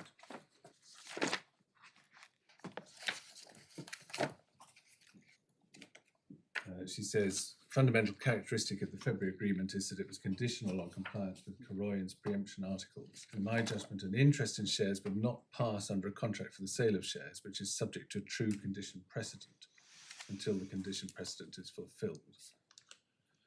Now, plainly, I mean, you rely understandably on the last bit of the annex, but in terms of the completion obligations, they're subject to conditions precedent that on no view have been fulfilled.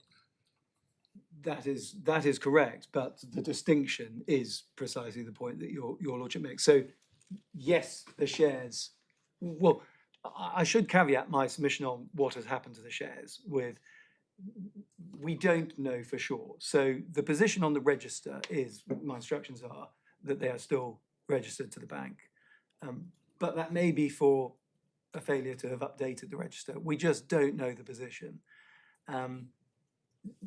I mean, that's it's very hard. I mean, on the face of the agreement, there cannot have been completion because a condition precedent is compliance with the preemption provisions.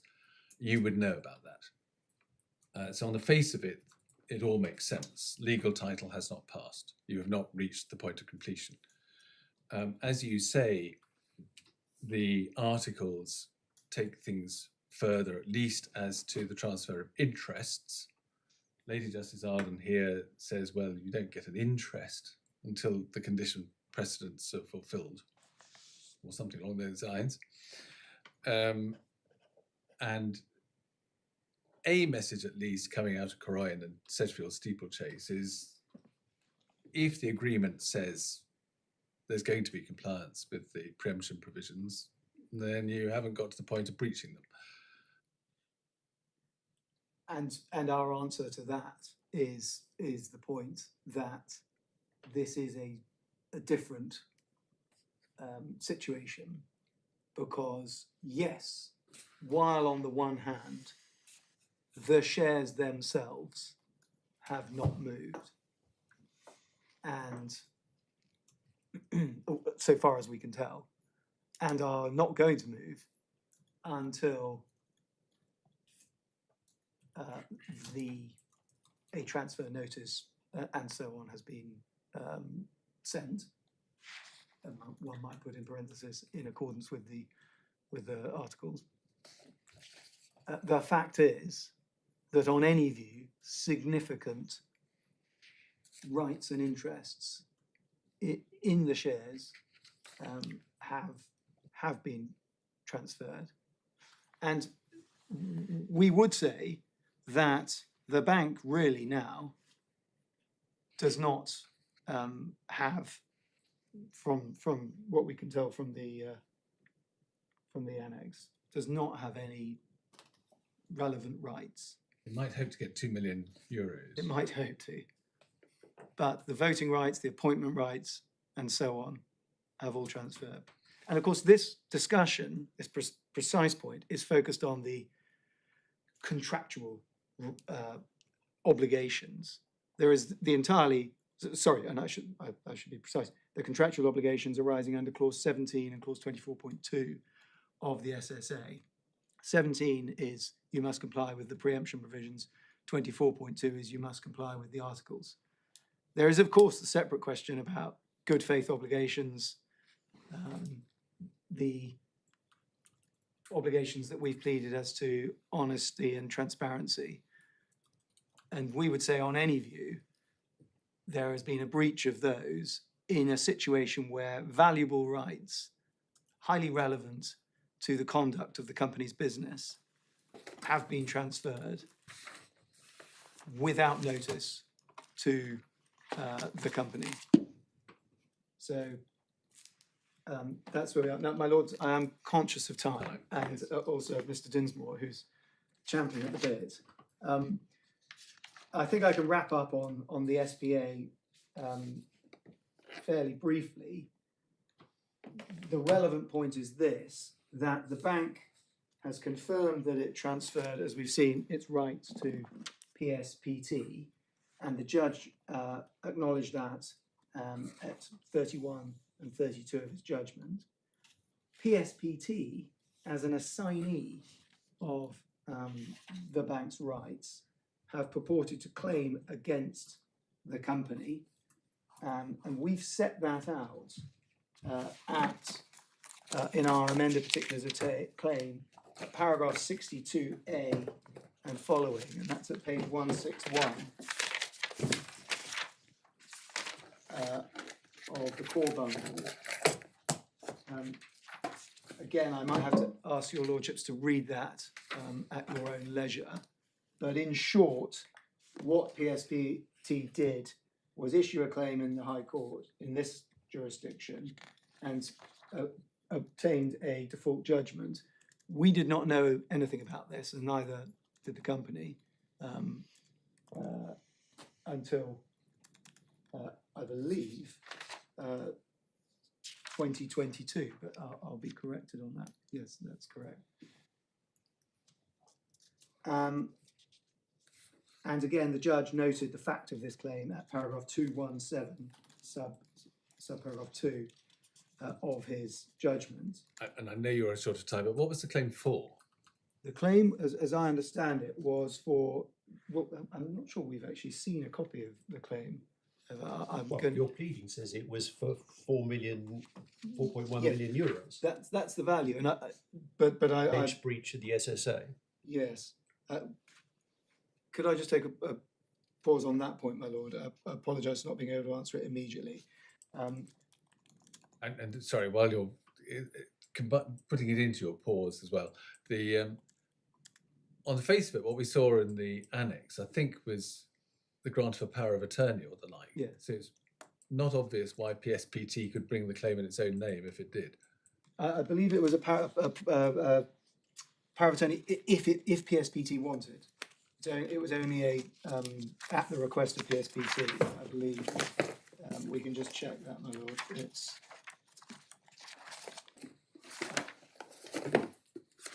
yes. Page 196. No later than 3 days, within 3 days of the receipt of such a request, issue a power of attorney authorising attorneys indicated by the purchaser, that's PSP, to exercise any rights. So as I read that, my lord, that means if PSPT requests it. So where is PSP granted a right to bring proceedings in its own name in respect to a claim vested in the company? Which one would think, if one were looking at whether there has been a transfer of an interest in the shares or an interest at all, is a very relevant question, because if you're then bringing a claim seeking to exercise rights acquired, it would seem that at least from PSPT's point of view, they consider that they've acquired the rights to bring that claim. And are they right? Where did they get the right from?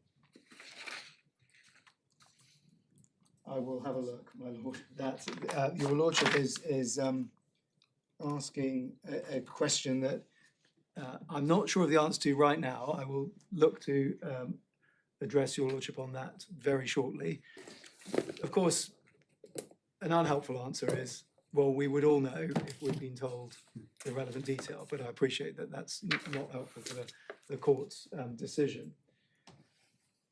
Well, can I just ask this? I mean, 62A and 62B, one assumes are based on having seen the document. So one assumes, not at the time, but now, you've seen the claim. Because you're able to give quite a lot of information about it, and you've seen the default judgment. Yes, we have, my lord. So, and that's why I will be able to inform your lordship on that very shortly. Then, of course, that claim leads to the default judgment and then to the third bailiff sale, which is then how the PRI ultimately loses control of the company. And the judge noted at paragraph 60 that the loss that the company suffered is the loss of certificates and the loss of profits following the bailiff sales, amongst other losses. So, in the interest of time, my lords, the best way of summarising where we get to on all of this is paragraph 29 of our skeleton, which is at page 200 of the core bundle. And the relevant points are that as regards ground 1A, had the judge applied the correct test, he would have concluded that the prima facie test was satisfied, in particular as the judge's findings as to the bank and its director's state of knowledge, when combined with the defendant's conduct with that knowledge in accepting early repayment and or not objecting to that, are sufficient to satisfy the Article 415 requirements. This is the involvement of the bank in the early repayment and the subrogation. And as we've seen, this is what the point we address at 29.2. We say the judge was in error in taking into account or considering directly relevant to the prima facie test question as to the bank's involvement in relation to the early repayment, the collateral agreement and the 2016 POA. Those don't directly assist him on that, but he was wrong to consider that they were therefore a part of an answer or an answer to whether there was a prima facie case test or not. The question and the facts that he should have looked at in that relation was what underpinned that. How did the 2016 POA and collateral agreement come into existence in the first place? And the answer to that is, of course, the subrogation claim, which itself was based on the bank's acceptance of the early repayment by the MJWK method. Then there was the point at 29.3 as to not having considered the full extent of the materials. And in particular, this is the judge's approach to Mr. Moskva's evidence. So he did recognise, and we give the reference there, to he did recognise the value and the relevance of Mr. Moskva's Polish law opinion as applied to the facts. And we see this at 29.3.2 of our skeleton, where we quote the judgment at 100, where the judge said that parts of his evidence, that's Mr. Moskva's evidence, whereas he applied the requirements of Polish law to the pleaded facts and helpfully identified the relevant parts of Polish law which are said to satisfy the unlawfulness requirement under 415. So we say that was correct, and the judge was therefore in error when he later, as we will see, said that he didn't do that exercise. He'd either failed to take that into account or, for whatever reason, which we say was wrong, considered that what was true of D1 to 5 was not true of Ds 6, 7 and 8. And then at 29.3.4, we set out how, in each respect, Mr. Moskva did tie his evidence to the facts. And the references are given there. The point and the page the page reference to the supplemental bundle. But in respect of each of those defendants, Mr. Moskva identified the relevant passages of the amended particulars of claim and tied them to the Polish law. Now, we are quite open in our skeleton and say, well, it may be he could have given more detail, but what cannot be said is that he didn't link the two, which was the judge's criticism, and where we say the judge ignored the relevant. I know we're running out of time, but can we take a sample? Yes. Say, I don't know, paragraph 41 of the expert report, of page 334 of the supplemental bundle. Well, your lordships will be able to see the whole picture at page 334 of the supplemental bundle. And one will be able to see here both why perhaps the judge erred as he did without justifying it, but also why he was wrong to do what he said. Can I then, if we take paragraph 41 as the example, Mr. Moskva says, well, assuming the factual matters pleaded are established, then there would be liability. And then he says at the end, the liability would stem from acts and omissions indicated in paragraphs 33 to 65 and 67b. Yes. Of the particulars of claim. So can we just go back to 67b? Yes, and that is the passage that's relevant to Mr. de Mackay, as opposed to C, which we see in paragraph 42, which is relevant to the bank. So let's just take 67b for a moment. And we see there, for example, 67b3, where there's a reference to Mr. Mackay saying in 2021 that he mainly took instructions from the bank. Yes. And then it said it's to be inferred from the fact that he took instructions in that situation that he was kept informed at material times by the baddies and or entities owned or controlled by them, including as to asset sales and the wrongful transfer of the sale proceeds. Yes. So Mr. Moskva is saying, well, assuming that Mr.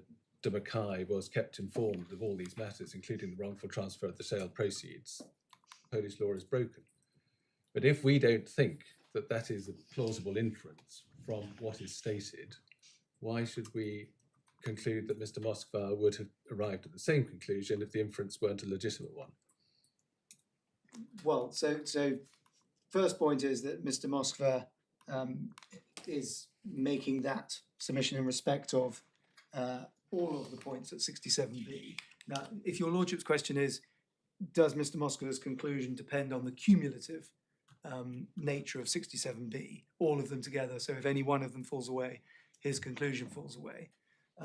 In our submission, that wouldn't be justified because of the fact that the underpinning of that, the factual underpinning, he's identified at 33 to 65, and also because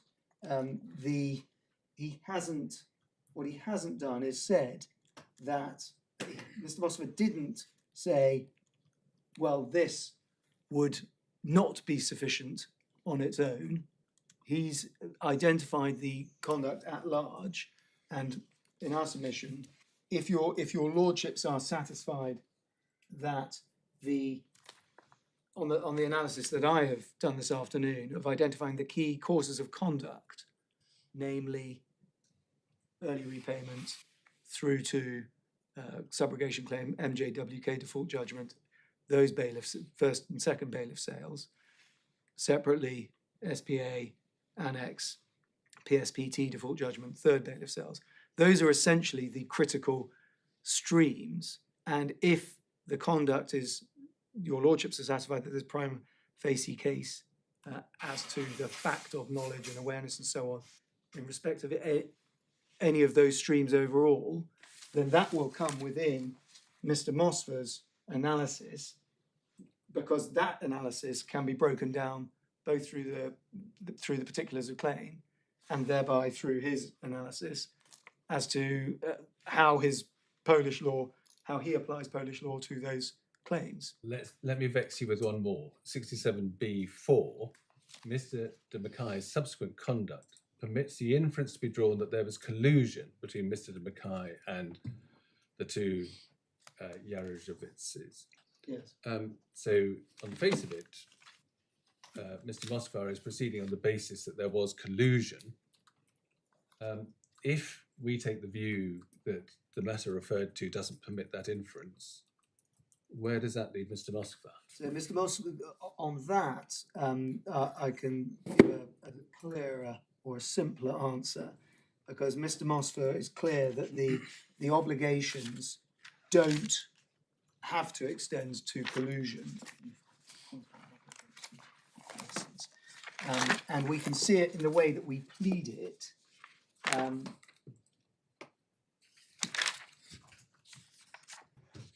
If we look, the simple point is this, my lord, that Polish law requires acquiescence in, or knowledge of, and standing by, essentially, failing to take steps. It's more akin to a negligence or a reckless, two separate analyses, obligation, as opposed to a deliberate and knowing, perhaps one might describe as deceit, standard. Yeah. And what I will do, my lord, is give you the specific references to Mr. Moskler's report where he sets out that test. So, my lord, just finishing off on this, conscious of time, we therefore consider that the judge did err in his approach to Mr. Moskler's evidence, and similarly at ground 1B, he was wrong in fact as a result when he said that Mr. Moskler hadn't done that exercise, which I've just shown your lordship how he did do it, of tying the law to the facts.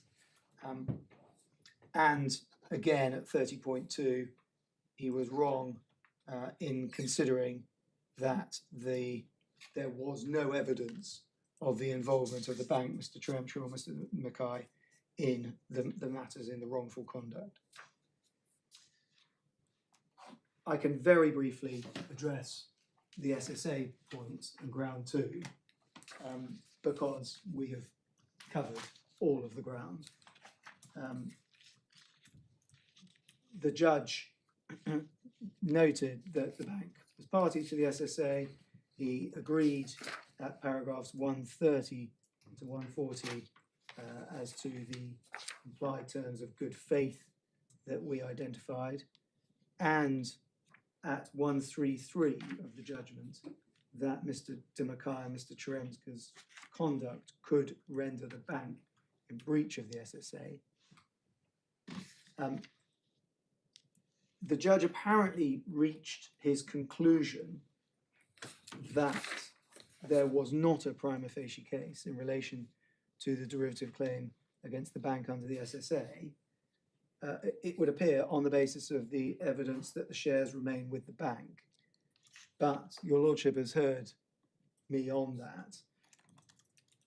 Just simply because the shares may or may not, we're not sure, remain with the bank, does not absolve the bank of its liability in respect of its breaches we submit under the SSA in relation to the matters that I've addressed your lordships on this afternoon and this morning.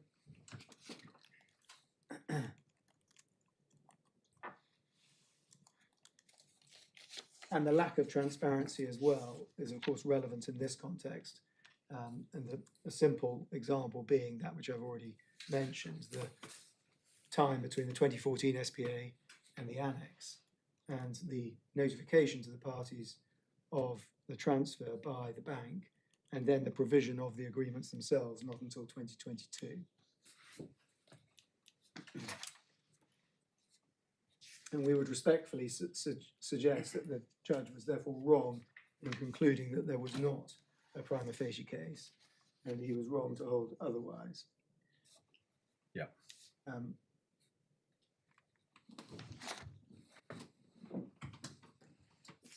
My lords, in the interest of time, and sending my second batsman out to bat with only a short time before darkness descends, unless I can assist your lordships further, I'll hand over to my own friend, Mr. Dinsmore. Thank you very much. Mr. Dinsmore.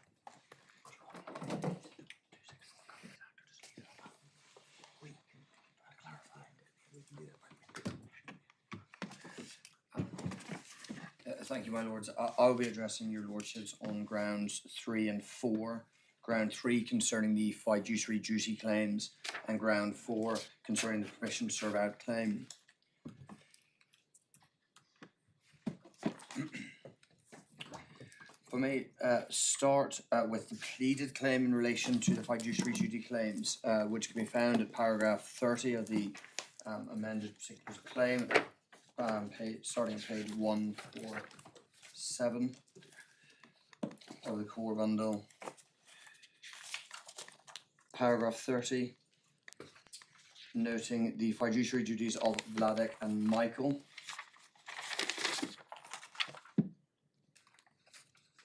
In a matter of Cypriot law, 1, not to place themselves in a position of conflict. 2, not to make any unauthorized profit. 3, at all times to act in good faith. And 4, not to misapply, misappropriate, divert, or misuse, praise, property, asset, or opportunities. Those in relation to Vladek and Michael. And down below at paragraph 32, then we say in their capacities as directors of Prey, Cheremsha, and Demakai also owed Prey fiduciary duties, including those set out of paragraph 30 above. So that's what we plead the duties to be. If I can take your lordships to paragraph 73, which can be found at page 172.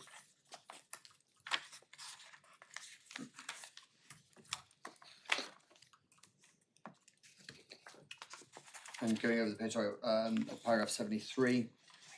We note at paragraph 76, 3 areas of breach in relation to Mr. Cheremsha and Mr. Demakai. 1, conflict of interest. 2, failing to disclose relevant matters. And 3, failing to act in good faith. And in the introductory sentence, we refer back to paragraph 67 to 68 above, which my learned friend Mr. Ritchie has addressed your lordships on in detail. In particular, 67.5b, which notes much of the content that we rely on.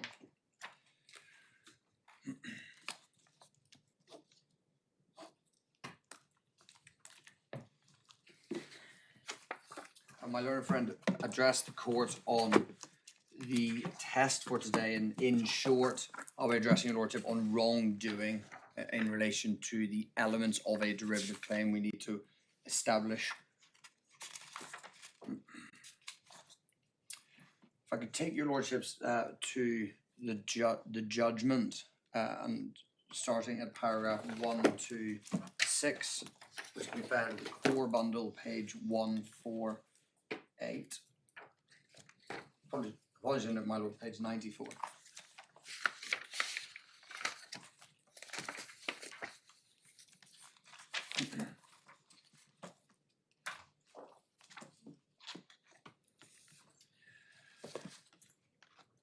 And so at 126, the judge concluded that each of the individuals was a director, and that each of the individuals refers back to the paragraph above where we can see Cheremsha and Demakai at 125.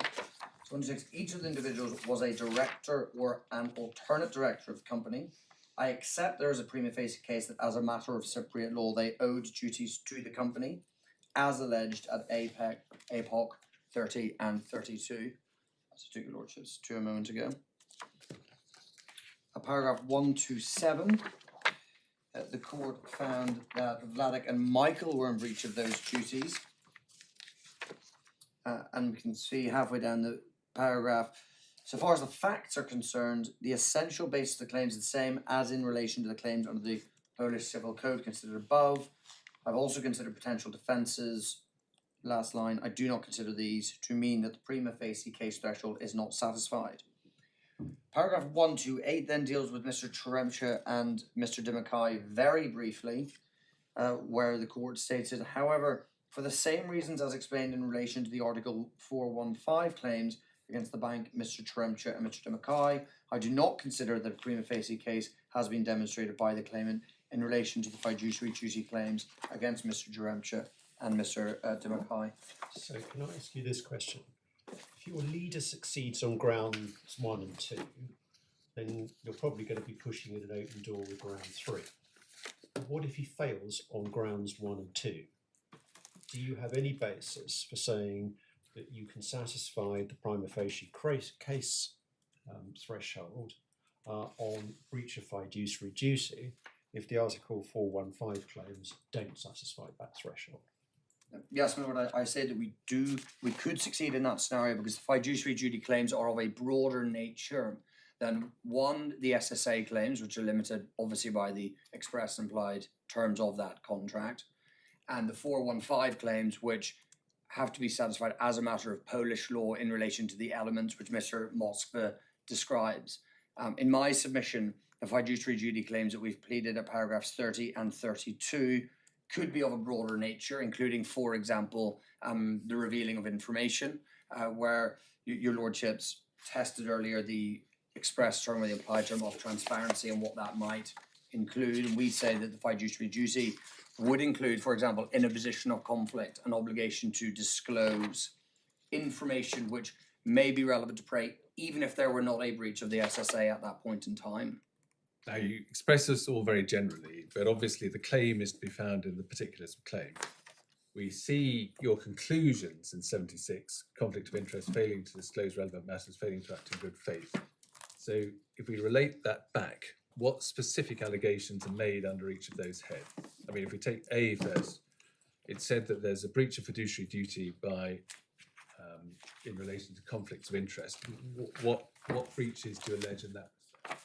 Well, my lord, let me take your lordships to paragraph 67 of the particulars of claim, which start at page 168 down to the bottom. We have, as for Mr. Tremcha and Mr. Demakai, this is 67B over the page.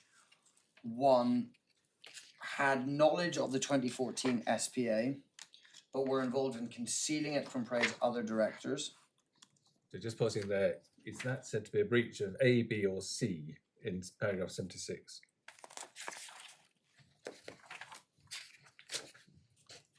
I mean, well, it is capable of falling within all three, my lord, in the sense that in relation to a conflict of interest, Mr. Tremcha had signed the 2014 SPA, which, on behalf of the bank, which does ultimately lead to transfers to PSPT and that default judgment.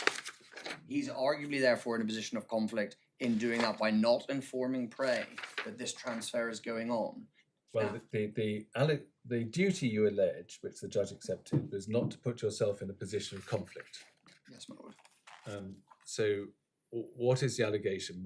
In what respect did Mr. Tremcha say he put himself in a position of conflict in an illegitimate way? I mean, plainly, where a director has been appointed by a particular shareholder, that itself creates a conflict in a sense, but that we have to live with. So what is the breach? Where did he put himself in a position of conflict and breach of fiduciary duty in relation to 67B1? Well, if I could tie this in with the earlier question about breach of the SSA, your lordships may conclude that the 2014 SPA is not a breach on the analysis of the transfer notices and the requirements. That, I say, does not necessarily mean that there couldn't be a breach of fiduciary duty in signing that SPA, simply because there may or may not be technical points around the requirements for transfer notice, but we say it was clearly not in Prey's interest, the 2014 SPA, and certainly later in relation to the annex, and that's not signed by Mr. Tremcha. We say, for reasons I'll come on to, that Mr. Demakai must have known about that. So just to be clear, where the bank appoints someone to be a director, and that individual then signs a document on behalf of the bank, which on this hypothesis the bank was perfectly entitled to enter into, the individual commits a breach of fiduciary duty. Well, in this context, I mean, Mr. Tremcha had noted the bank's desire to exit from April 2014. We then have the 2014 SPA where it is seeking to do so by possibly or transferring its interest to PSPT, either now or in the future. That is its desire. And then when we come to the 2018 SPA, it's significantly worse because, or the annex, sorry, we see transfer of various rights. My submission would be that your fiduciary obligations would be to at least notify Prey that the very exit the bank has indicated that it wishes.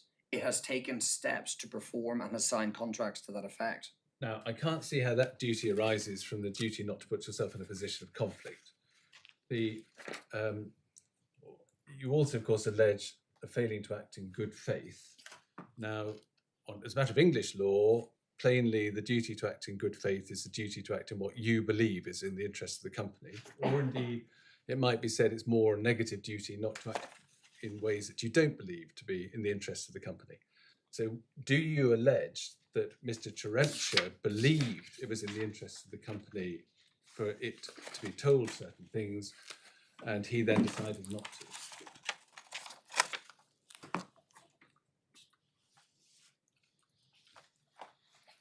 Well, we plead in the second sentence at 67B1. They, namely Mr. Cheremcha and Mr. Demakai, were aware, or at least suspected, the 2014 SBA involved in breach and or was not in Prey's interest. In the last sentence.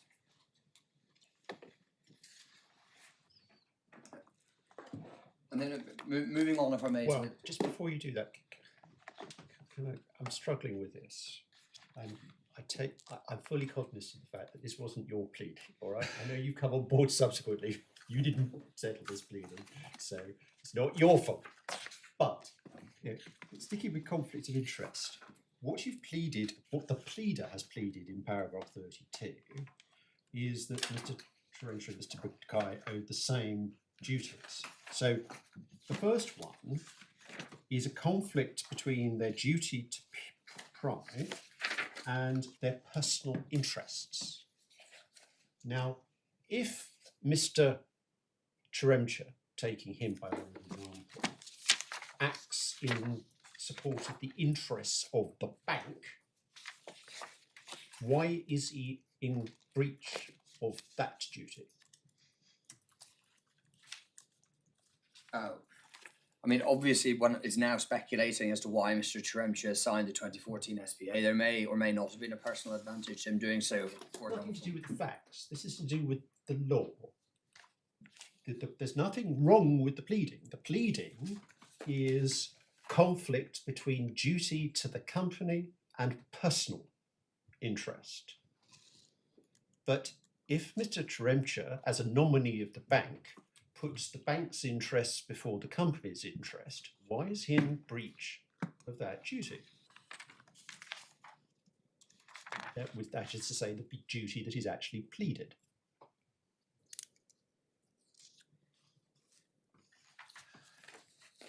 My lord, I take the point. I mean, the pleading is a personal advantage as opposed to placing oneself in a conflict between obligations owed to the bank and obligations owed to Prey. Now, obviously, Mr. Cheremcha has employment obligations to the bank.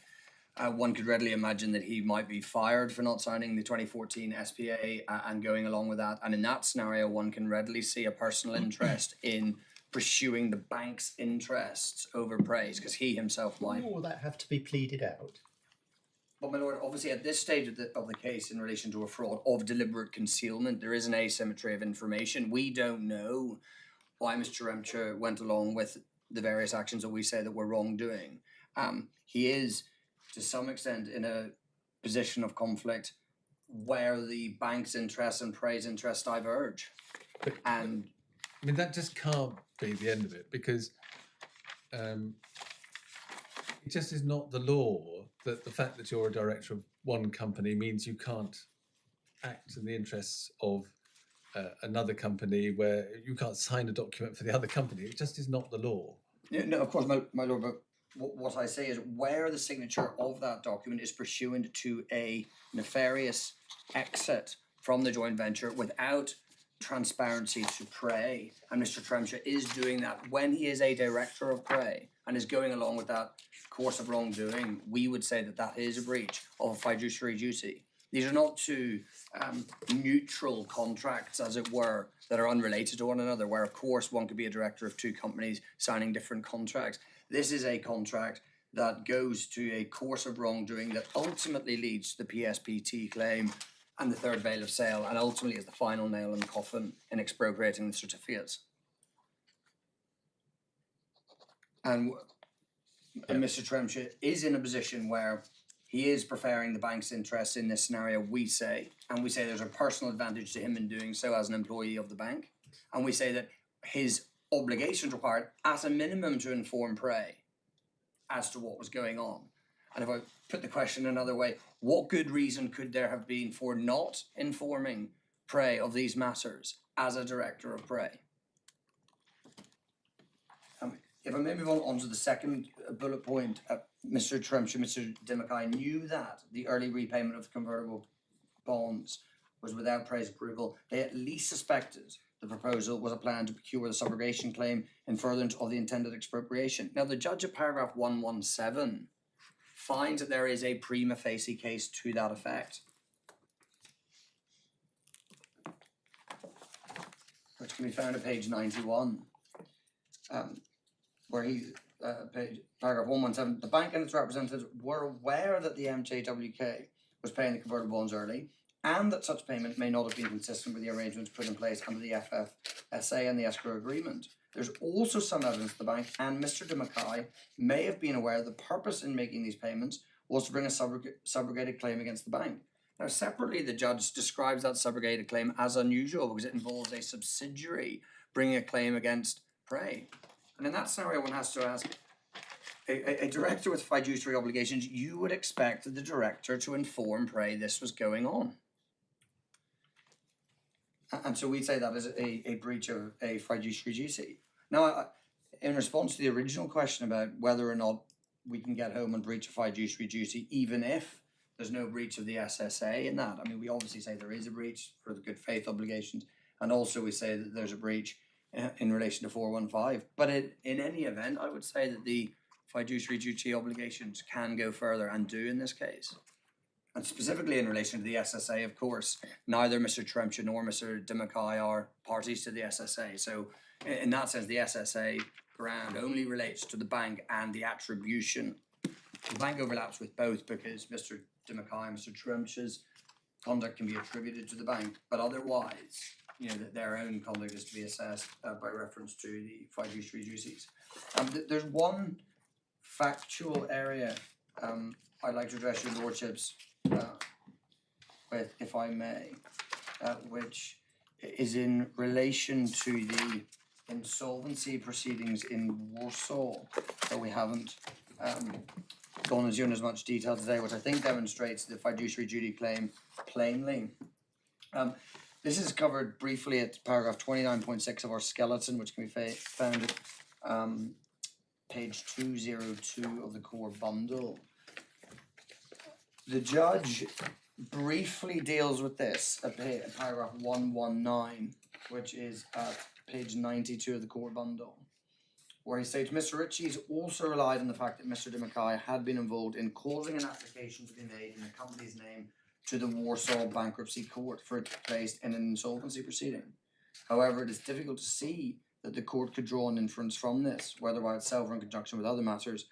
And so we say the judge wrongly applied the prima facie test there and failed to take into account relevant evidence. And if I could take your lordship to Mr. Rote's evidence on this directly, which is at page 276 of the supplemental bundle, starting at paragraph 263 of his evidence.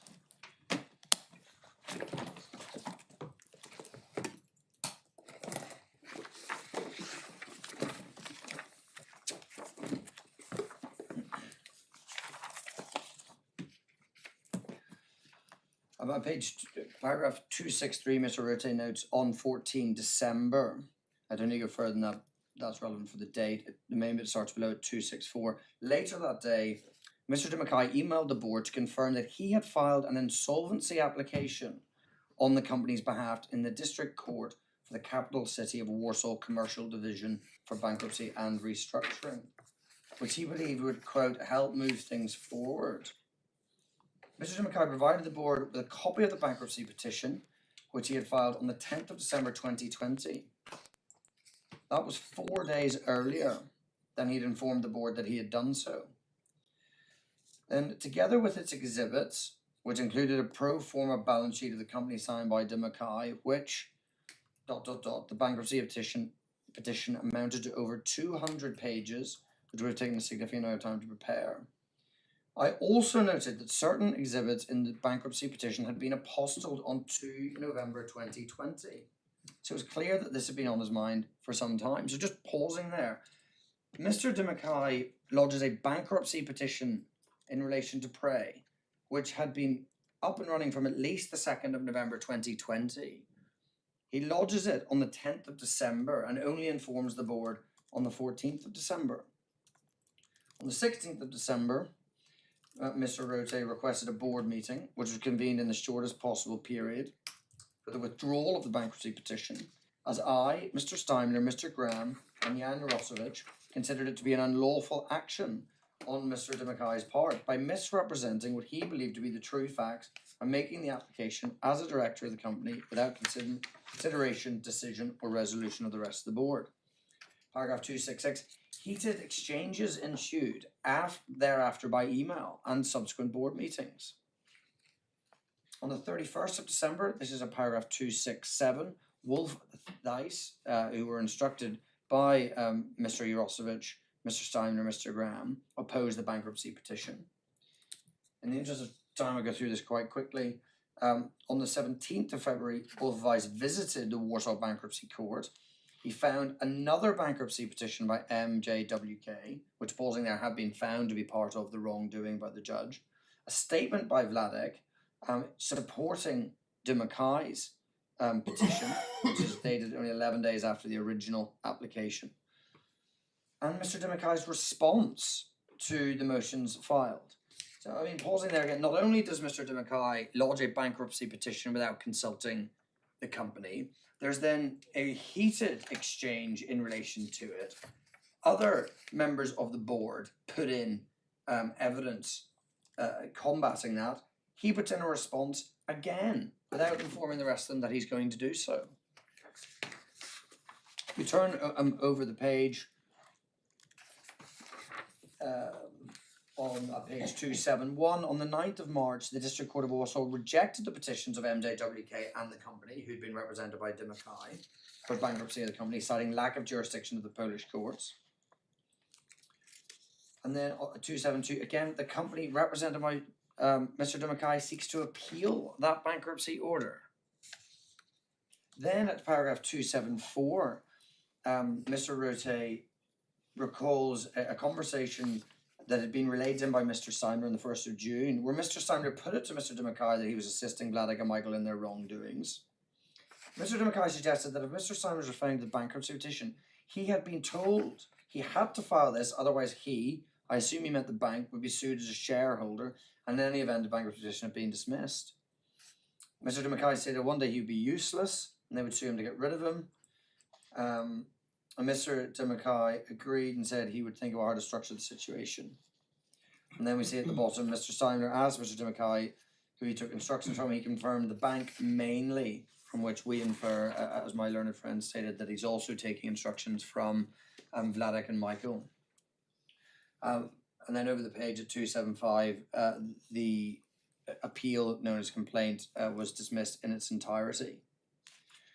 And so just on a very quick tour through that, I mean, that is, we submit, remarkable behaviour from a director with fiduciary obligations. And if I take your lordships back to how we plead that, I mean, clearly he is in a conflict of interest there. From the conversation he's had with Mr. Steimler in June, he's noting his personal concerns about being sued. And he's acting as an employee, he says, as a shareholder, by which we understand he means the bank will be sued, but clearly that will not bode well. Excuse me, can you explain to me, what loss did you suffer as a result of that? So you assume that was a breach of fiduciary duty on Mr. de Mackay's part. What loss did you suffer given that the petition was dismissed and the appeal was dismissed? Well, at a minimum, I would say costs, but I assume that those have been recovered in the Warsaw proceedings separately. Sorry, my lord.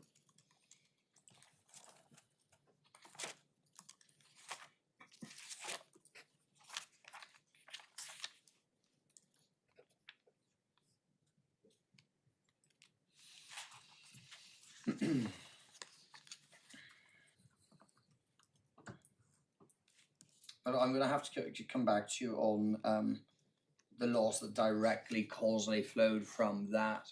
But we do cite it as an example of the position Mr. Mackay takes in relation to his role as a director. I mean, that is one example of clear concealment. We also say the same is true in relation to the early repayment of the convertible bonds. We say the same is true in relation to the annex, of which we say Mr. Demakai must have been aware, Mr. Tremchin, the 2014 SPA, and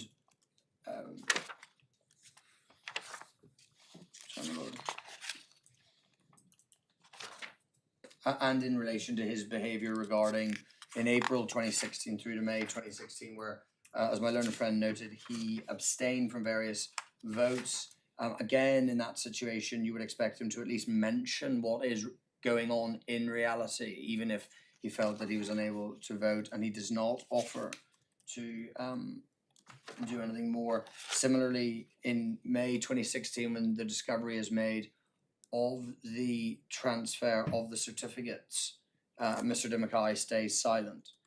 And we say that there is a breach of the fiduciary duty claim, and we do claim account of any profits he may or may not make from that. But it's also an evidential point just in relation to the general position that Mr. Demakai and Mr. Tremch have taken throughout. I mean, we have two directors who we say are in the know in relation to the bank's wrongdoing and D1 to D5's wrongdoing, and they failed to disclose those matters, and we say failed to act in good faith.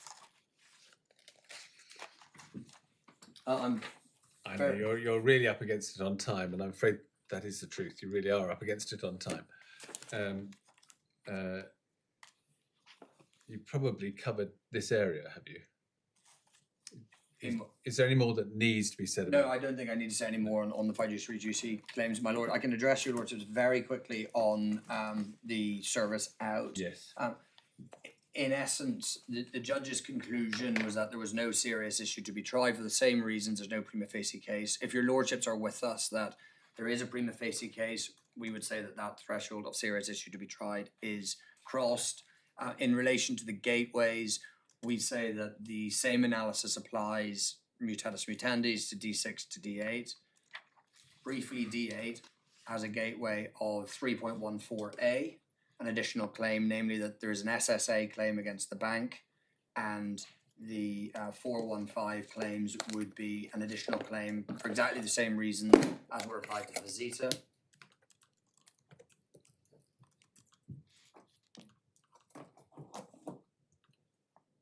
Alternatively, in relation to all three, the necessary or proper party gateway applies for the same reasons as D1 to D5. So you would have Visita's SSA claim, and they can all bolt in as necessary or proper parties to that claim on the basis of a common thread, one investigation. Yeah. And then finally, in relation to forum, the last element of permission to serve out, again, we say that the same analysis applies to D6 to D8 as applied to D1 to D5. There are no unique forum factors that might lead to a different conclusion in relation to them. So if your lordship's with us on the merits, we say it naturally follows that there should be permission to serve out. Unless your lordships have any questions, I'll hand back to my learned friend. You've done valiantly in a short time. Thank you. My Mr. lord, Richards. my lords, one very brief point on the Companies Act, which came up before the short adjournment. We did look at this, and just to hopefully assist the court as to what the relevant provisions are. So part 19.17, as we saw, referred to 261, 262 and 264 of the Companies Act. The correct analysis is simply this. The 261 sets out the procedure for what one might call a vanilla derivative claim, a straightforward derivative claim, such as we are dealing with today. 262 sets out the position where a party seeks to step into, or a member of the company seeks to step into, continue a claim that the company has already commenced. And section 264 addresses the situation where a member of the company seeks to take over a derivative claim already commenced by another member of the company. So there is a distinction between the approaches there. And 263, section 263 does in fact feature, and it is relevant to Lord Justice Warby's point about the analysis of what an independent board could do. And one can see that commented on in the commentary in the White Book at 19.15.1, and it simply addresses the matters that should be taken into account. one other final point, my lords, unless I can assist you further on that point. One other final point, the question about what is PSPT's claim. Of course, we do address this, and it's for reference, the court can look at this at 8.25 of our skeleton, and the reference to that is the core bundle at 193, where we summarise the PSPT claim, where and PSP purported to bring the claim as the bank's assignee under clause 27.1 of the SSA, which is an assignment provision within our submission, leaves in place the obligations that we've addressed at clauses 17 and 24.2 and the transfer provisions under the articles. And the claim was in respect of the bank's claim against the company for the company's failure to achieve an exit for the bank, and the claim was brought in the amount of approximately €4 million. And as I say, we summarise that at 8.25 of our skeleton argument.